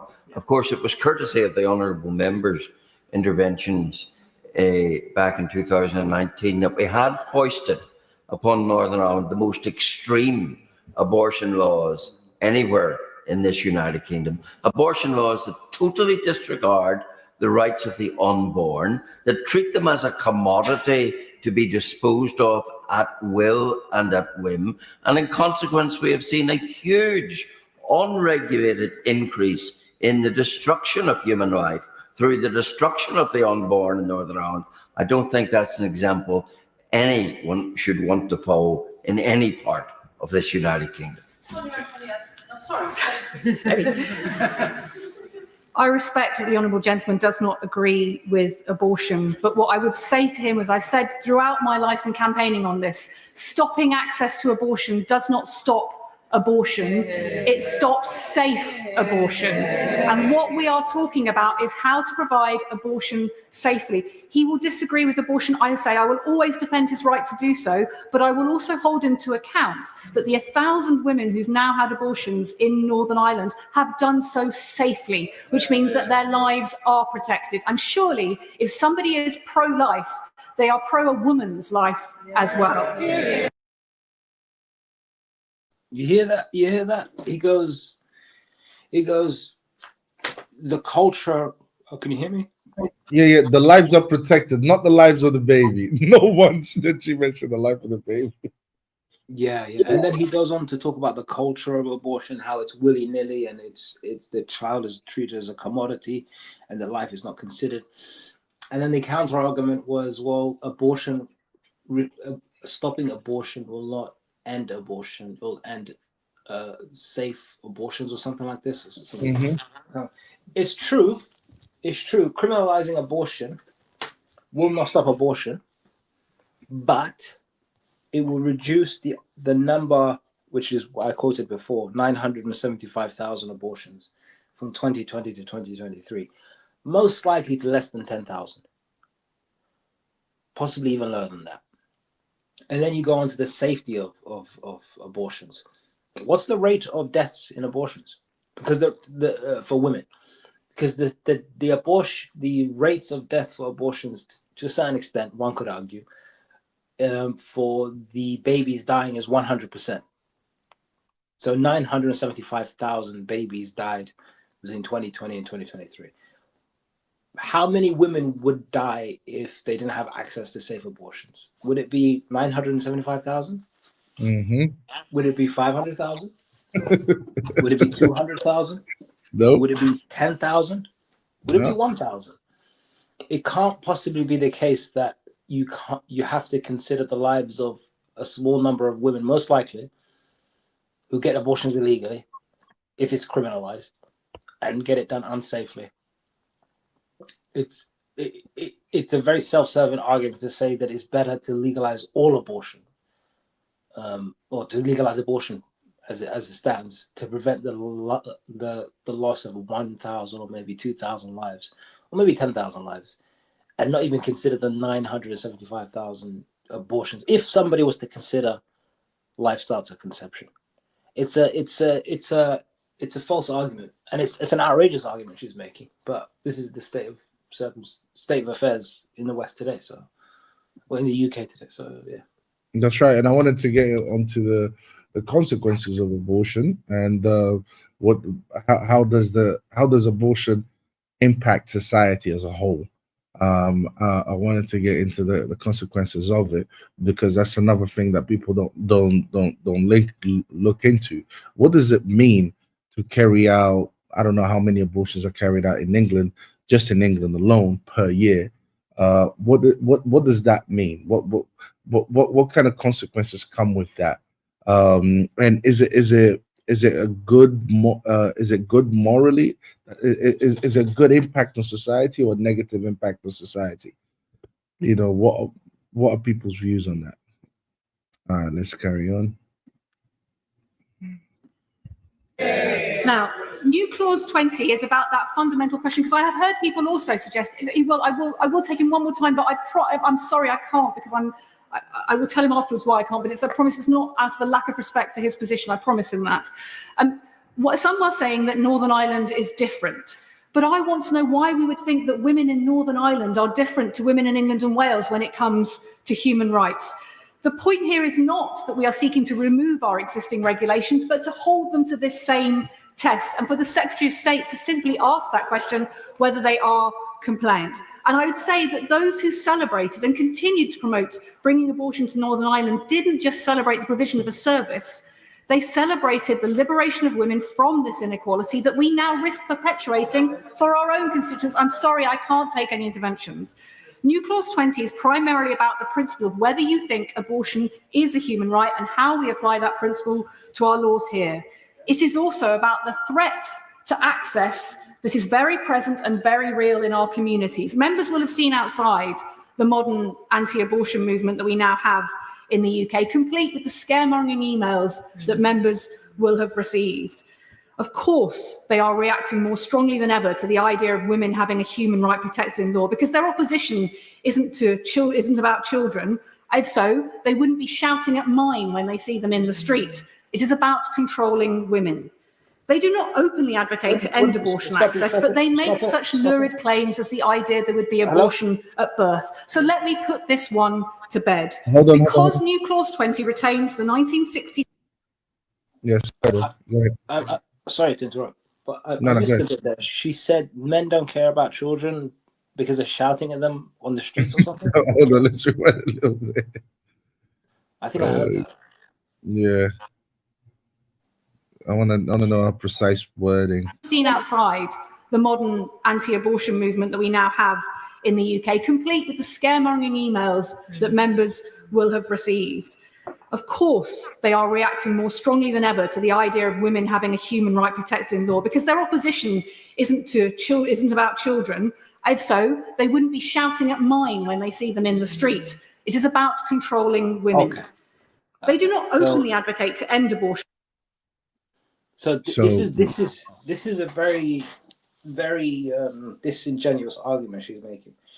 Is it true that the anti-abortion protesters are abusive and somewhat disrespectful to people getting abortions or pro-abortion? Yes. This is the nature of protesting or marching, or this is true. They are abhorrent. I'll say that much. But to say that minority of people sending nasty emails and shouting at kids for some reason represents those who oppose the idea of making abortion legal up to 9 months willy-nilly, where to the point where you can order them online, abortion pills, you can order them online, they come to your house, I think you said, is a very disingenuous argument. It's not out of a desire to be abusive that people are saying, I don't think, abortion shouldn't be taken so lightly. It's the fact that one could very successfully argue that you are ending a human life, and people feel uncomfortable with that and feel uncomfortable with how that shapes society. A woman's right is to be considered, but not at the, excuse me. Yeah, not at the complete neglect of the fetus's rights, right? Because there obviously you have those fetuses go on to become babies at some point. So the idea that they are non-existent is a dishonest argument, I think. I would say, in regards to that, I would say you don't know what those person's intentions are. Okay. You ultimately the intention of those people is to stop is to stop abortion, is to make abortion illegal. That's ultimately the intention. You know, are they going to emotionally react negatively sometimes to the fact that you are going ahead and killing human beings, because that's what abortion is? It is, yes, but ultimately the intention is not to do that. And that's not the majority. She didn't give a percentage. She didn't tell us how many people are out there doing that. She didn't tell us how often it occurs that people are out there shouting and are shouting abuse at her and so on, and her children. She didn't say how often it occurs. You know, how often she comes across these people. So at the end of the day, all she's basically saying is, yes, I've experienced this once or twice, and she's trying to paint everyone as that, you know, as paint everyone. She's trying to ignore their main concern. She's trying to ignore their main concern. And what's the main concern? The main concern is that abortion is killing innocent human life. That's their main concern. That's what she's trying to ignore by saying something like that. And yeah, you're absolutely right. It's disingenuous. It's evil. The way she's trying to, you know, paint this. Access, but they make such lurid claims as the idea there would be abortion at birth. So let me put this one to bed. Because New Clause 20 retains the 1967 framework, it retains not just the time limit, and frankly, it is crucially different to New Clause 1 because it retains all of the provisions in the 67 Act to everyone involved in an abortion. Now, we know the majority of abortions happen at less than 10 weeks in this country, but we should protect that time limit. We should protect the medics involved in it, because the person who gets the fatal fetal abnormality diagnosis after 20 weeks is the person we should protect most of all. If we reduce that time limit, if we start to target medics, as could happen in this country, as has happened in America, then those people who are asked to carry a baby to term that they know will die will not get our protection. Yes, we must stop the investigations and prosecutions under outdated laws that make no sense, but we must also protect the person in that most heartbreaking moment of being told that a baby that they really, really want will not live. And that is what keeping the 67 Act does. I'm sorry, I cannot take interventions because of time. Those who worry that New Clause 20 removes outdated laws should look at the limited prosecutions in comparison to the investigations that have taken place under the existing laws. Let's deal with the claims that are being put about. Firstly, that repeal would mean that no crime would continue to exist of what MSI have called reproductive coercion. That is why they called in 2015, when they hailed, that's what they called it in 2015, when they hailed the Serious Crime Act offence of coercion, which would remain and explicitly covers forcing someone to have an abortion, including giving the same penalty as Section 59 of OPA. Those who claim that coercion to have an abortion would be legal under New Clause 20 either haven't paid attention to that particular piece of legislation or the calls from the abortion providers to ensure that more healthcare providers, as it seems perhaps more government lawyers, are aware of that 2015 law and reproductive coercion. Those who claim that the loss of the concealment of the body law in Section 60 would facilitate live abortions should look at the existing laws of GBH and indeed ABH, which are actually used in such cases because of the difficulty of proving Section 60 and indeed the ILPA requirements. And yes, as somebody who gave birth to a baby at 37 weeks, I want to be very clear why time limits and medical decisions matter when it comes to abortion, not just to the application of substance misuse laws. So let us be very clear that there would be criminal offences to cover the cases that the member opposite is putting out. But what we are also talking about is removing laws that have criminalised people who've had stillbirths. Again, people who need our compassion, who need us to be able to differentiate between an outdated law that criminalises abortion in of itself and the malicious intent in the Substance Misuse Act. People should recognise how little these laws can be proved because they make no sense. But also in retaining the 67 Act, we retain the good faith principle to all parties in an abortion, and that would deal with the trope of sex selection, which nobody can actually prove has happened, but is contained in the good faith arrangements that are retained in 67. Even so, I return to Northern Ireland, because it wasn't the absence of regulation that made a difference. It was Parliament voting to make abortion a human right, and then the government working with those of us who use these laws to make it happen. Voting for New Clause 20 would kickstart that process. We know that government lawyers never really like to deal with change. Who does? But that is the proper and appropriate way, and this is the only way in our parliament where we've upheld matters of conscience as backbench matters to be able to do it. Because those of us who recognise that reproductive rights are the foundation of social justice know that now is the time to act. If we are not free to control what happens to our bodies, we cannot be free in the rest of our lives. And those who are playing politics with abortion play politics with equality accordingly. We should not tolerate the interference of the Vice President in any other matter of human rights, but he's attacked our buffer zones. Only New Clause 20 would give them that human rights footing. We would not ask a woman to carry to term a baby that will die at birth. But again, there are people in this place who call our abortion laws ludicrous and advocate for reduction in the time limit, putting a woman's health secondary. That would not happen under a human rights frame.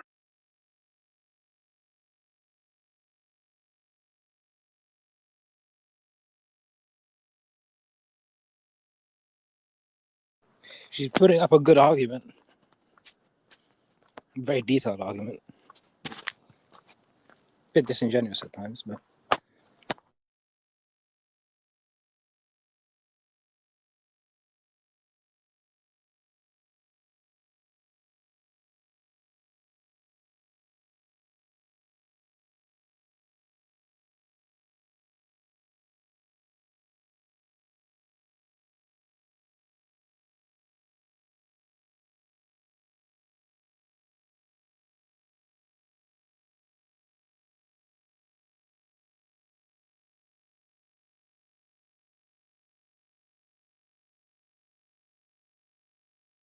opportunity to place on record my grave concerns about this hurried attempt to significantly alter our nation's abortion laws.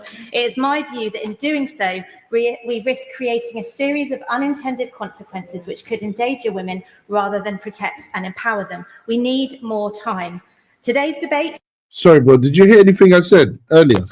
oh, I didn't hear you were no. I don't know if you could hear me. Can you hear me now? Yeah, I can hear you now. Okay. I just realized I was on mute. Oh, okay.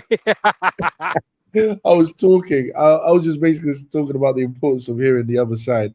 You know, all of these women are all in agreement with abortion. They're all okay with abortion up to 24 weeks.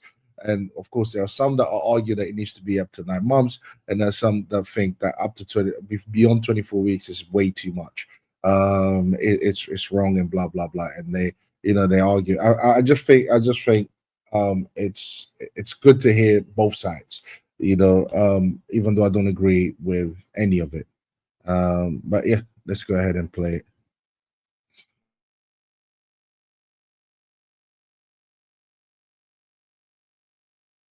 To speak to New Clause 106 and against New Clause 1 and New Clause 20.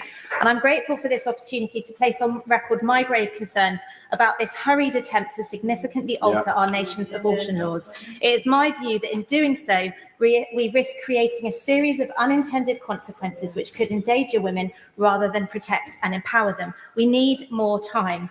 Today's debate is not a pro-choice versus pro-life debate. We already have the most inclusive abortion laws in Europe. Medical abortion available up to 24 weeks is double the European average, and obviously we have the option for full-term abortion on medical grounds.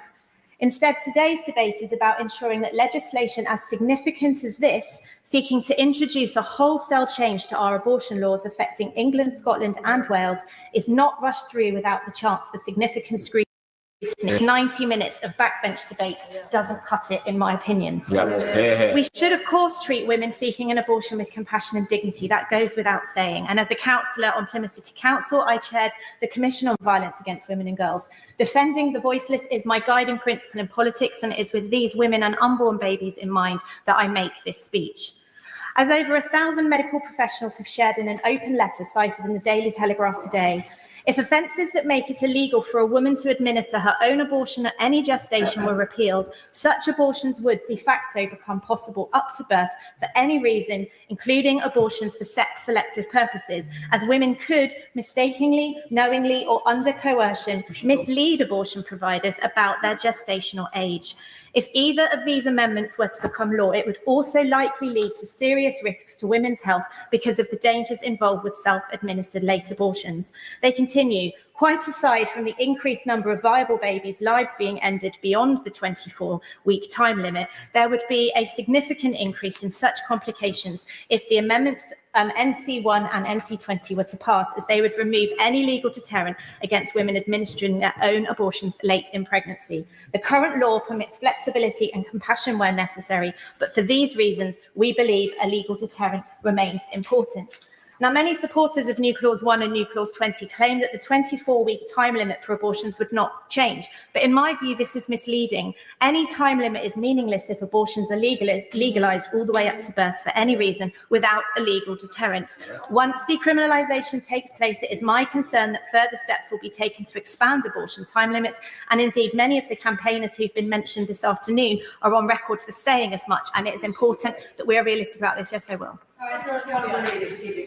We are not here to amend the Abortion Act. This is not a backbench business debate. We are here to lay an amendment to the crime and policing bill. I hope she stands corrected. I don't think it's a case of being corrected. I think it's a case of significant concerns that I have that should this clause be passed, this is the next step. It's a bit of a slippery slope in my view, and I think we may just have to disagree on that. Public opinion and professional advice indeed is clear. Polling undertaken by Comres reveals that only 1% of the public support introducing abortion up to birth. 70% of women would like to see a reduction in the time limit from 24 weeks to 20 weeks or less, still well above many of our European neighbours. And 89% of the population oppose the sex-selective abortions, which amendments NC1 and 20 would allow. No, I'm not going to. I'm going to make some progress. Those championing NC1 claim that the amendment is needed to stop arrests, long investigations and prosecutions of women. However, it is important to highlight that prosecutions under sections 58 and 59 of the Offence Against a Person Act almost always relate to males inducing or coercing women into abortions. By decriminalising women, you also, by implication, stop the opportunity to prosecute abusive or coercive males. To be prosecuted for aiding and abetting abortion, there needs to have been a case to answer in the first place. Correct. So instead, I stand here this afternoon to suggest a better route forward, which is indeed New Clause 106, tabled by my honourable friend for Sleaford and North Haken. Now, she has excellently rehearsed the arguments for why that should be the case. But I just want to add on that FOI requests have revealed that 1 in 17 women who took pills by post required hospital treatment, equivalent to more than 10,000 women between April 2020 and September 2021. Further investigation found that the number of call-outs to ambulance services relating to abortion increased in London, but also in the southwest of my constituency, from 33 in 2019 to 74 in 2020, a 124% increase. This correlates directly with the removal of the need for a doctor's appointment. At-home abortions were made permanent by just 27 votes in March 2022. June 2025 polling has said that 2/3 of women support the return to in-person appointments. So I call on people this afternoon to support Amendment 106. Catherine Fuchs. Speaker. I rise in support of my honourable friend, the member for Gowers, Amendment NC1, which would remove women from the criminal law on abortion. Before my election last year, I served as the director of the Women's Equality Network Wales, and this is an issue that has long been close to my heart. Until very recently, violent men ending their partner's pregnancies made up the bulk of prosecutions under this 1861 law. But recently, we have seen a big rise in women being targeted, many erroneously. This isn't a law that exists in Northern Ireland, in Scotland, in France, in Canada, Australia, New Zealand, or even, members may be surprised to know, in the most anti-abortion states of America. But it is a law that is increasingly used against women in this country. I want to take some time today to speak about one of these women. I'll call her Becca, which I stress is not her real name. I know about what happened to Becca because her mum and dad were horrified at what happened, and they want us to hear the injustice that this law causes and to think of Becca when we cast our votes later. Becca was 19 years old when she gave birth to her baby. You just pause for a second. She had accessed legal abortion care through a licensed clinic, thinking she was in the first 10 weeks of pregnancy. There you go, bro. Yeah, so this country needs a revolution. You reckon? Yeah, because they're just it's the lady even said herself, this already has the highest abortion one of the most liberal abortion laws in Europe, twice as long as the rest of Europe compared to Europe. So it's really just heading down a dark path. Personally, I don't care about society, but even this is a bit too much for me. It is, isn't it? Yeah, and I mean, I'll leave it there. I think we've got the gist. We know what's going on. It's sad. But yeah, that's. I sent you one video via email. I don't know if you can see the email. Oh, hold on. My bad. Let me completely forgot about that. Hold on. Try the new. Hold on. Yeah, I emailed myself the link. Hold on a second. Let's hear this.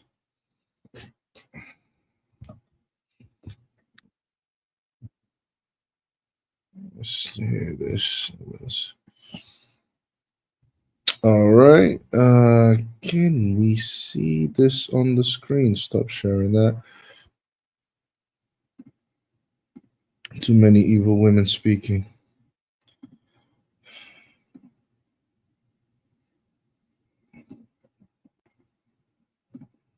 Levatino. Dr. Levatino is a board-certified obstetrician gynecologist. Over the course of his career, Dr. Levatino has practiced obstetrics and gynecology in both private and university settings, including as an associate professor of OBGYN at the Albany Medical College. And Dr. Levatino, we'll begin with you. Welcome. Thank you, Chairman and members of the committee. I only have 5 minutes, so I'm going to get right to it. Second trimester D&E abortions performed between roughly 14 and 24 weeks of gestation. Your patient today is 17 years old. She's 22 weeks pregnant. Her baby is the length of your hand plus a couple of inches. And she's been feeling her baby kick for the last several weeks, but she's asleep on an operating room table. You walk into that operating room scrubbed and gowned, and after removing laminaria, you introduce a suction catheter into the uterus. This is a 14 French suction catheter. If she were 12 weeks pregnant or less, basically the width of your hand or smaller, you could basically do the entire procedure with this. But babies this big don't fit through catheters this size. Wow. After suctioning the amniotic fluid out from around the baby, you introduce an instrument called a Sofer clamp. It's about 13 inches long. It's made of stainless steel. The business end of this clamp is about 2.5 inches long and 1/2 inch wide. There are rows of sharp teeth. This is a grasping instrument. When it gets a hold of something, it does not let go. A D&E procedure is a blind abortion, so picture yourself introducing this and grabbing anything you can blindly and pull, and I do mean hard, and out pops a leg about that big, which you put down on the table next to you. Reach in again, pull out an arm about the same length, which you put down on the table next to you, and use this instrument again and again to tear out the spine, the intestines, the heart and lungs. Head on the baby that size is about the size of a large plum. Can't see it, but you pretty good idea you've got it if you've got your instrument around something and your fingers are spread about as far as they go. You know you did it right if you crush down on the instrument and white material runs out of the cervix. That was the baby's brains. Then you could pull out skull pieces. And you have a day like I had a lot of times. Sometimes a little face comes back and stares back at you. Wow. Congratulations. You just successfully performed a second trimester D&E abortion. You just affirmed her right to choose. Why did you end your practice of doing abortions? I did over 1,200 abortions over a 4-year period in private practice, not counting the ones that I did during my training. I met my wife during my first year of training at Albany Medical Center. We got married about a year later and found that we had an infertility problem. After years of failed infertility treatment and several years trying to adopt a child, we were blessed with adopting a little girl that we named Heather in August of 1978. As sometimes happens in those situations, my wife got pregnant the very next month, and we had 2 children 10 months apart. 2 months short of my daughter Heather's 6th birthday, she was killed in an auto accident and literally died in her arms in the back of an ambulance. Anyone who has children might think they have some idea of what that feels like, but unless you've been through it yourself, you have no idea whatsoever. I know people find it hard to believe, but what do you do after disaster? You bury your child and then you go back to your life. And I don't remember exactly how long it was after my daughter died that I showed up at Albany Medical Center OR number 9 to perform my first second trimester D&E abortion. I wasn't thinking of it as anything special. This was routine to me. But I reached in, literally pulled out an arm or leg and got sick. You know, earlier on, I described stacking up body parts on the side of the table. It's not to, gross people out, to use a simple term. When you do an abortion, you need to keep inventory. You have to make sure you get 2 arms and 2 legs and all the pieces. If you don't, your patient's going to come back infected, bleeding, or dead. So I soldiered on and finished that abortion. And I know it sounds, as I said, hard for people to believe, but I'm telling you straight up my experience. You know, after over 1,200 abortions, first and second trimester up to 24 weeks and all the rest of it, and being very dedicated to it, for the first time in my life, I really looked. I really looked at that pile of body parts on the side of the table. And I didn't see her wonderful right to choose, and I didn't see all the money I just made. All I could see was somebody's son or daughter. And I stopped doing late-term abortions after that, and several months later stopped doing all abortions. There you go. Yeah, I wanted to play that video just to make clear what an abortion is. Yeah, as you said, it's not just the right to choose. It's just, you got to be precise about what you're choosing. It's having the right to turn a baby in the womb into. Thank you, Mr. Chair. Mush. Mr. Sales Savage, if I could just start with you. So how many customers do you have approximately? Between 14 and 15 million customers. Between 14 and 15 million. I think you told Senator Britt just a minute ago that a goodly number of those. Yeah, go ahead, bro. Sorry about that. Yeah, go ahead. Yeah, so basically, yeah, as he said, the right to choose that's the end product of a right to choose.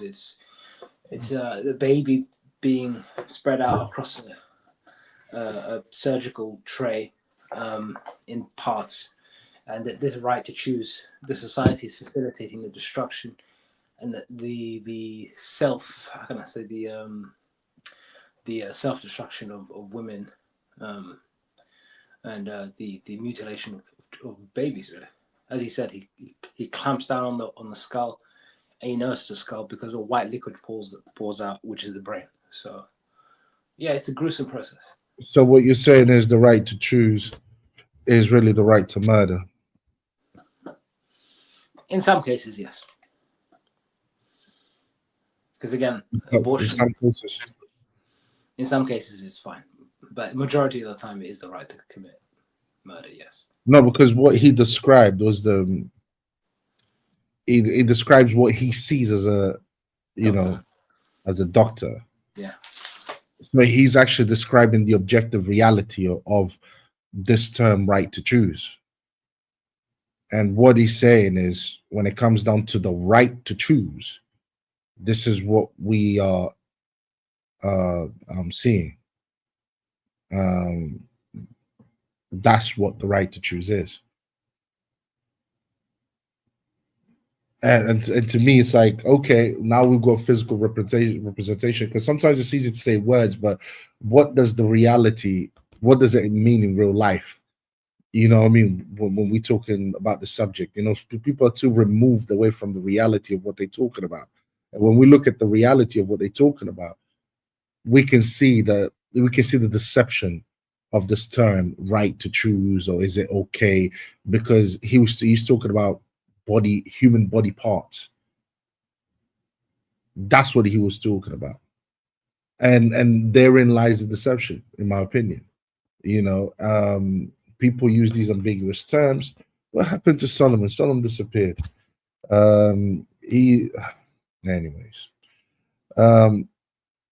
Yeah, so God condones abortion according to him. Let's address Solomon. And Solomon believes this is in 5:11:31. He thinks that is an abortion. Basically, it's a test to see if a woman is unfaithful or not, and she has to drink a concoction made up from dust of the holy ground or something like that. We can look at the verse, and basically it will cause her. Basically, if she's guilty, there will be a curse. Okay, but this curse is not going to happen because she drank a concoction. The concoction is going to be caused because God will make this happen, and he thinks that means, even though it's a test to check if the woman is unfaithful or not, it means he thinks that means that that's a reason for that the Bible is condoning abortion at that point, even though it says nothing about the woman being pregnant. It says nothing about the woman thingy, so that's what he claims. And I think he claims that, I actually wanted to get into it, because of some Bibles are translating the word in Greek waste away as miscarry, trying to, but yet there's nothing in the actual thingy. It's a very small number, but they translate in the word miscarry when in Hebrew it means to waste away, to I've got it here. So this is what he means, and this is what I wanted to debate him on, and actually go through everything. He goes, but if you have gone astray while married to your husband, and you have made yourself impure by having sexual relations, man, then your husband, what, which one is this? If you have gone astray while married to your husband, you have made yourself. Oh, so he's talking about, yeah, I know that's the same passage. By having sexual relations with a man, then okay, then your husband. Here the priest is to put the woman under this curse. May the Lord cause you to become a curse among your people when he makes your womb miscarry and abdomen swell. May this water that brings a curse into your body, so so that your abdomen swells of your womb miscarries. Then he says the Bible contradicts itself at every turn. I think you contradict yourself at every turn. When you say that your statement makes God evil, so you don't even believe in God. When you say that your statement implies that God is evil, I don't know what he means by that. Octavia, I still think you are in the wrong fight. Men should be fighting for equal paternity rights as well. A lack of paternity rights allows fatherhood to be forced on young or unwilling. What? On the young or unwilling. What is he talking about, paternity rights? That a man should have the right to what? To raise the child? Is that what he means? Who knows, man? I'm trying to take the brother seriously here. Men should be fighting for equal paternity rights as well. A lack of paternity rights allows fatherhood to be forced on the young or unwilling. Okay. What rights does he want? Men are reduced to walking wards of the state. He's into red pill. Men are reduced to walking wards of the state. These young and unwilling are typically burdened with high child support and often jailed for non-payment. Improving men's rights would provide protections. Oh, God. That's why I didn't bother with Is that. red pill. Is red pill. Is red pill. It says paternity. I was like, men paternity rights. Like, come on, man. He's red pill. Yeah. I knew it. The law men should have access to is called legal parental surrender. It would allow men to reject fatherhood during the early developmental stages of pregnancy only. Do you know what the real early stage of pregnancy is? The real early stage of pregnancy. Yeah. Do you know what it is? What is it? Sex. How about you take control of who you have sex with? With the first. Oh, I see. It's a no one. You know, that's the conversation that no one wants to have. Yeah. Which is have some responsibility for your erection. How about that? Yeah. Did you say about accountability? There's two. Do you know? I don't want to be a father after I bust a nut. How about you didn't bust a nut in the first place? In the first place, you know, maybe you wouldn't be in this predicament. I really want to debate about the religious thing, though. Legal paternal surrender would be a law that men have the right to opt in or out. Wow. Wow. They had that option before they had an erection, man. Yeah, you've got that option. Don't do it. You state in the Ten Commandments of the prohibition of killing. Yes, but you must consider where God tells these very same people to do the opposite. No, brother. No, brother. It's your misunderstanding. God says, "Do not murder." That means do not intentionally take someone else's life. You should not do that. That's wrong. That's evil. But he's saying that. So that means abortion cannot be allowed. I mean, I could show. He's saying. Go ahead. He's saying God says, "Do not commit murder," but then he tells people to kill people. Yeah. But that's the thing. He when you kill somebody of your own volition, that's murder. When God tells you to kill someone, let's say in war or righteous war or whatever, right? Yeah. In these circumstances in the Bible or in the Quran or whatever, it's not murder because God defines what murder is. So it's like, how are you defining murder? A soldier killing another soldier, is that murder? No, that's not murder. So killing by definition is a murder. Yeah. Killing by definition, but when God doesn't murder, he kills. If God kills, that's God has the right to do that because he's a judge. So, for example, if you commit a crime and you are and you go before the court and there's a judge there and the judge sentences you to death, is he murdering you? No. No. Not necessarily. Not necessarily. You could Yeah, be, but you committed a crime, didn't you? That's assuming the legal system in this scenario is just and it's fair. It's not murder for you to take for your life to be taken. Or even if when God says go kill those people and you kill them, it's not murder. But then again, the question is who's God, which is the ultimate question. Yeah. But I truly believe that when God says go and kill those, I don't believe God is that's murder. I don't believe in that at all. I believe that's murder. It wouldn't be more because that's a command from God. Murder is on when a man kills another man. God is the author of life. He's the one who created life. So how can he murder? He's the and also God is the only one that can resurrect you back to life. If I kill you, if I kill a person, if I murder a person, I can't bring that person back to life, even if I wanted to. So I've committed a murder. And the reason why I can't do that is because I'm not the author of life. I'm just a human being created by God. God is the author of life. He's the one who created life. So he has the right. So when he commands for that to happen, then that means hold on. Then that means that that's a judgment. God is basically judging you for what you've done wrong for whatever reason, because God doesn't do it for no reason. God does it for good reason. Okay. All right. I don't know what else to say. I wish he was here so we could go through it. Is he still here? Is he still here? No. Anyways, can I want to speak to the guy. I want to have a debate with the guy. I think the brother has, in all due respect to him, I think he's quite lost. And this is me giving my opinion, Solomon. It's not me trying to. I'm open to have a discussion on the topic, but your moral you don't like Christianity. Fair enough. I mean, who does? Right? In their right mind. Right? That was a dig by my Muslim brother. That's all it was. I take digs as well, guys. But the idea that there is there needs to, you gotta have a religion, in my opinion. You really do.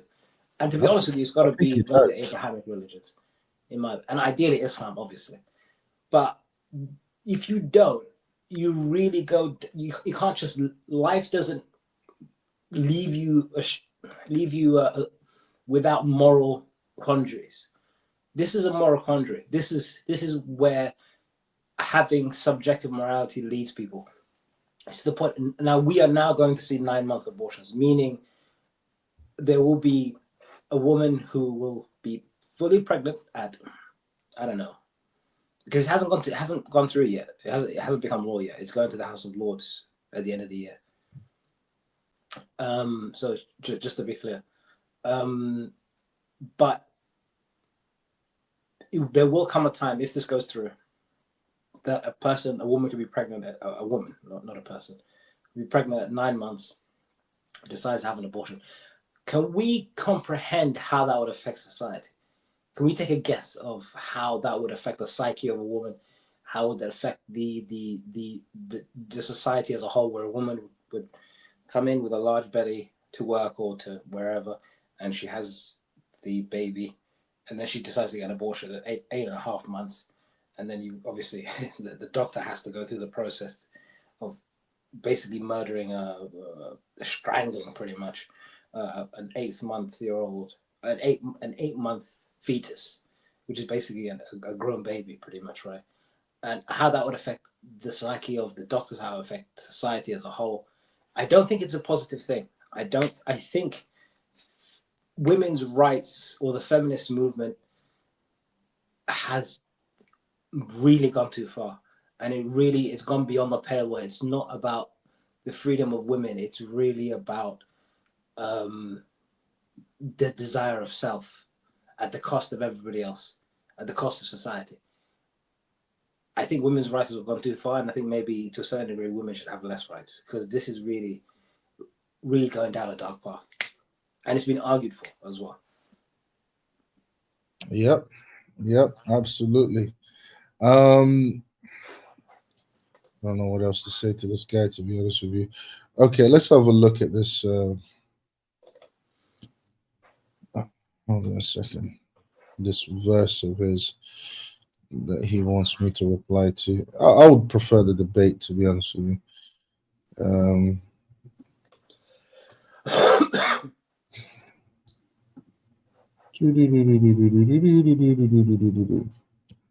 All right. And the Lord said to Moses, give the following instructions to the people of Israel. Suppose a man's wife goes astray and she is unfaithful to her husband and has sex with another man, but neither her husband nor anyone else knows about it. She has defiled herself, even though there was no witness and she was not caught in the act. Because if you're caught in the act, you have to be stoned to death. If her husband becomes jealous, so this is a jealous test. If her husband becomes jealous and is suspicious of his wife and needs to know whether or not she has defiled herself, the husband must bring his wife to the priest. He must also bring an offering of 2 quarts of barley flour to be presented on her behalf. Do not mix it with olive oil or frankincense, for it is a jealousy offering. Okay. An offering to prove whether or not she's guilty or not guilty. That alone tells you everything. Okay. It has nothing to do with abortion. It's all to do with to find out whether this woman is guilty or not guilty. It hasn't said anything about this woman is now pregnant by that man and any of that. It just says that, okay, this is how we're going to test if whether she's guilty or not guilty of having what? Slept with another man. The priest will then present her to stand trial before the Lord. He must take some holy water in a clay jar and pour into it dust he has taken from the tabernacle floor. So he must take some holy water in a clay jar and pour into it dust he has taken from the tabernacle floor. So go to the tabernacle floor, grab some dust, put it into a clay jar that contains holy water in it. When the priest has presented the woman before the Lord, he must unbind her hair and place in her hands the offering of proof. Okay, the jealousy offering. Okay, so I think he has to give her the jar and she has to hold it. The jealousy offering with when the priest has presented the woman before the Lord, he must unbind her hair and place in her hands the offering proof, the jealousy offering, to determine whether her husband's suspicions are justified. Okay, the priest will stand before her holding the jar of bitter water that brings a curse to those who are guilty. So who can bring a curse to you? It's God. Only God can bring you a curse. Only God can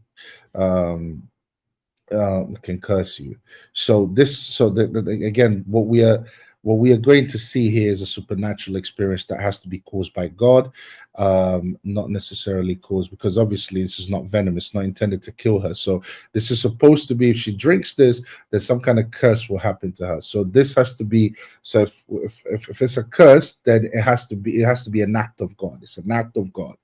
God is going to bring you a curse, basically, if you drink this mixture that's in a jar, this water mixture that's in a jar.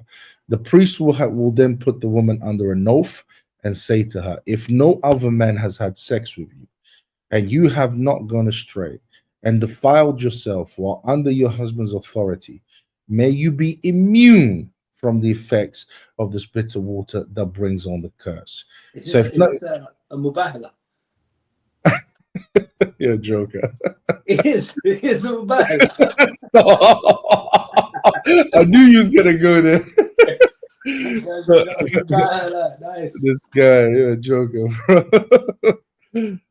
So the priest then see maybe the priest would then put the woman on the oath and say, if no other man has had sex with you, and you have not gone astray and defiled yourself while under your husband's authority, may you be immune from the effects of this bitter water that brings on this curse. So it's not that. So if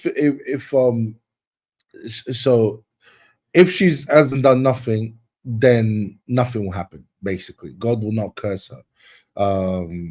But if you have gone astray by being unfaithful to your husband and have defiled yourself by having sex with another man, at this point, the priest must put the woman under oath by saying, may the people know that the Lord's curse is upon you when he makes you infertile, causing your womb to shrivel and your abdomen to swell. Okay, now may this water that brings the curse, and so the purpose of this water is that it will bring you a curse. So if there was anything venomous on this water, right? If there was anything poisonous on this water, then that means whether you're innocent or guilty, it will affect you. It will have an impact on you. So this water doesn't actually do anything in terms of how it will impact you, your health or your body and so on. It's the curse. That's why the dust has to be from the holy tabernacle. So it's basically God will curse you. If after you drink this water, if you are guilty after you've drunk this water, this supernatural curse will come upon you if you're guilty. So this has nothing to do with abortion. Shut up. The priest would then put the woman. Hold on. At this point, the priest must put the woman under oath by saying, "May the people know that the Lord's curse is upon you when He makes you infertile, causing your womb to shrivel and your abdomen to swell." Again, nothing to do with abortion. Now, may this water that brings the curse into your body and cause your abdomen to swell and your womb to shrivel. And the woman will be required to say, "Yes, let it be so." And the priest will write these curses on a piece of leather and wash them off into bitter water. He will make the woman drink the bitter water that brings on the curse. When the water enters her body, it will cause bitter suffering if she is guilty. Exactly. If she is guilty, meaning God has cursed her, it will cause her bitter suffering. Nothing to do with aborting a child. Nothing that says she's pregnant before the thing started. Nothing to say that even the husband suspected her to be pregnant. His suspicion is not that she's pregnant. His suspicion is that she has slept with someone. It's a test. It's basically just to see if she has been faithful or unfaithful. That's all it is. And the curse is supernatural. The water is not going to. There's nothing in that water, in whatever she's going to drink, that will cause her harm health-wise. What will cause her harm is the curse of God. If she's lying, if she lies, that's what will cause her harm. And when it talks about being infertile there, it means that later she will be infertile, meaning she won't be able to give birth to children as a punishment for what she has done. Nothing there suggests that this water somehow is causes abortion or whatever. So I don't know where he's getting all of this from. And I just did that because I promised I would do this. It would have been nice if you were here in the comment section, since you can't be bothered. Not can't be bothered, you can be bothered. You write a lot, Solomon. But it would have been nice if you were around to listen to this. And it would have been nice if you actually joined us and had this conversation. You're brave enough to do that. But as usual, no, he wasn't. There's a lot of Solomons out there, innit? And then he starts off with, this is what triggered me. God condones abortion. Really? That's the part that really got on my nerves. But yeah, aside from that, I think I've made it clear it has nothing to do with abortion or anything of that nature. I wish you had more verses to go through. Anyways, that's it, guys. That's it. England legalizes abortion up to 9 months. End is near. Okay, let's have a final thoughts, my brother. You go first. Yeah, so my final thought is that society is going down a dark path. It always has been, always will be. It is what it is. I think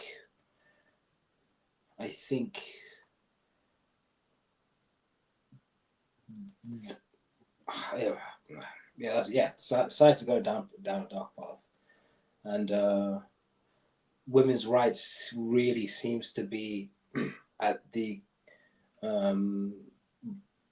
how can I say at the cost of everybody else's rights to a certain degree, because I'm sure that child wants to be born, and I'm sure there are some men that want to have the child, and I think the women are doing themselves a disservice by even having abortion in the first place, because children are a wonderful thing, and if you don't want to have kids, don't do the act of having kids. Usually that's probably that's the best way to abort a child in a humane way. Don't have sex. Don't let the child. Do not let the egg be fertilized, which is a lot easier than killing a baby at 9 months. There you go. Nothing else. I picked up on something that you said. Women's rights. That language is so deceptive. It's so malicious. It's so evil. Women's rights. What if I just said men's rights? Something that only, it should only be God's rights. That's what it should be. For men and women and children and animals, the earth and so on, God's rights. Because God knows best. Women's rights. In this case, women's rights entails killing the unborn, innocent children in the womb. That's what women's rights entails. What would men's rights, given the current environment, entail? That would be interesting. I know what men's rights would entail for a red pill, maniac, for one of these red pill believers. I know what that would entail, and that would be quite scary if they had the ability to, if they had the power, if they had the government on their side to give them the power to create something called men's rights, according to a red pill activist. That would be a scary sight for women, just like women's rights is a scary sight for men.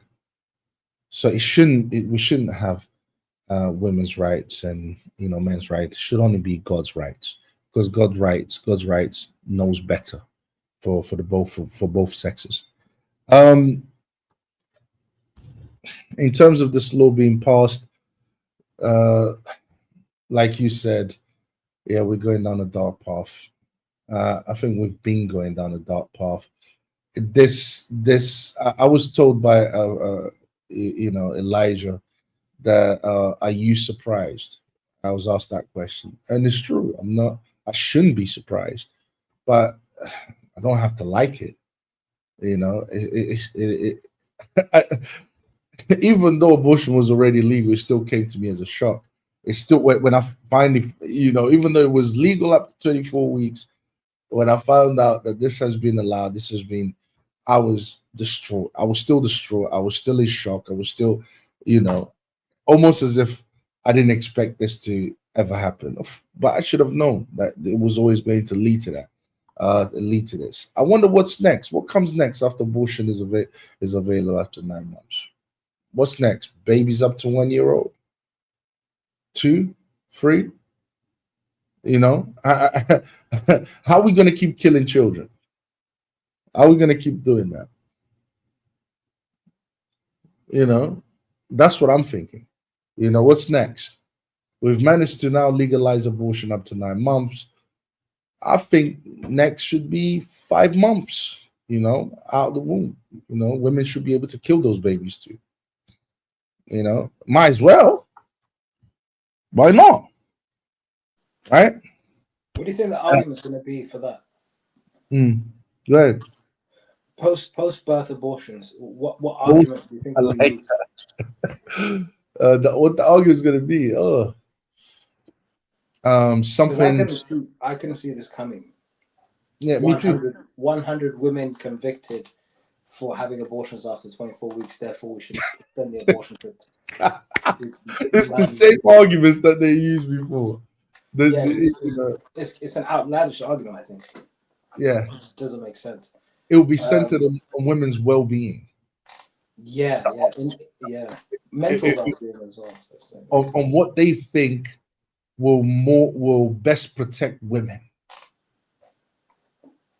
It will best offer. It's so manipulative. It's so like, I hate it. I can't stand it. Like it's like this is all for for women's health. For it's all in their best interest, and we trying to take care of women and all of that. We're trying to support women by murdering children, because that's really what it is.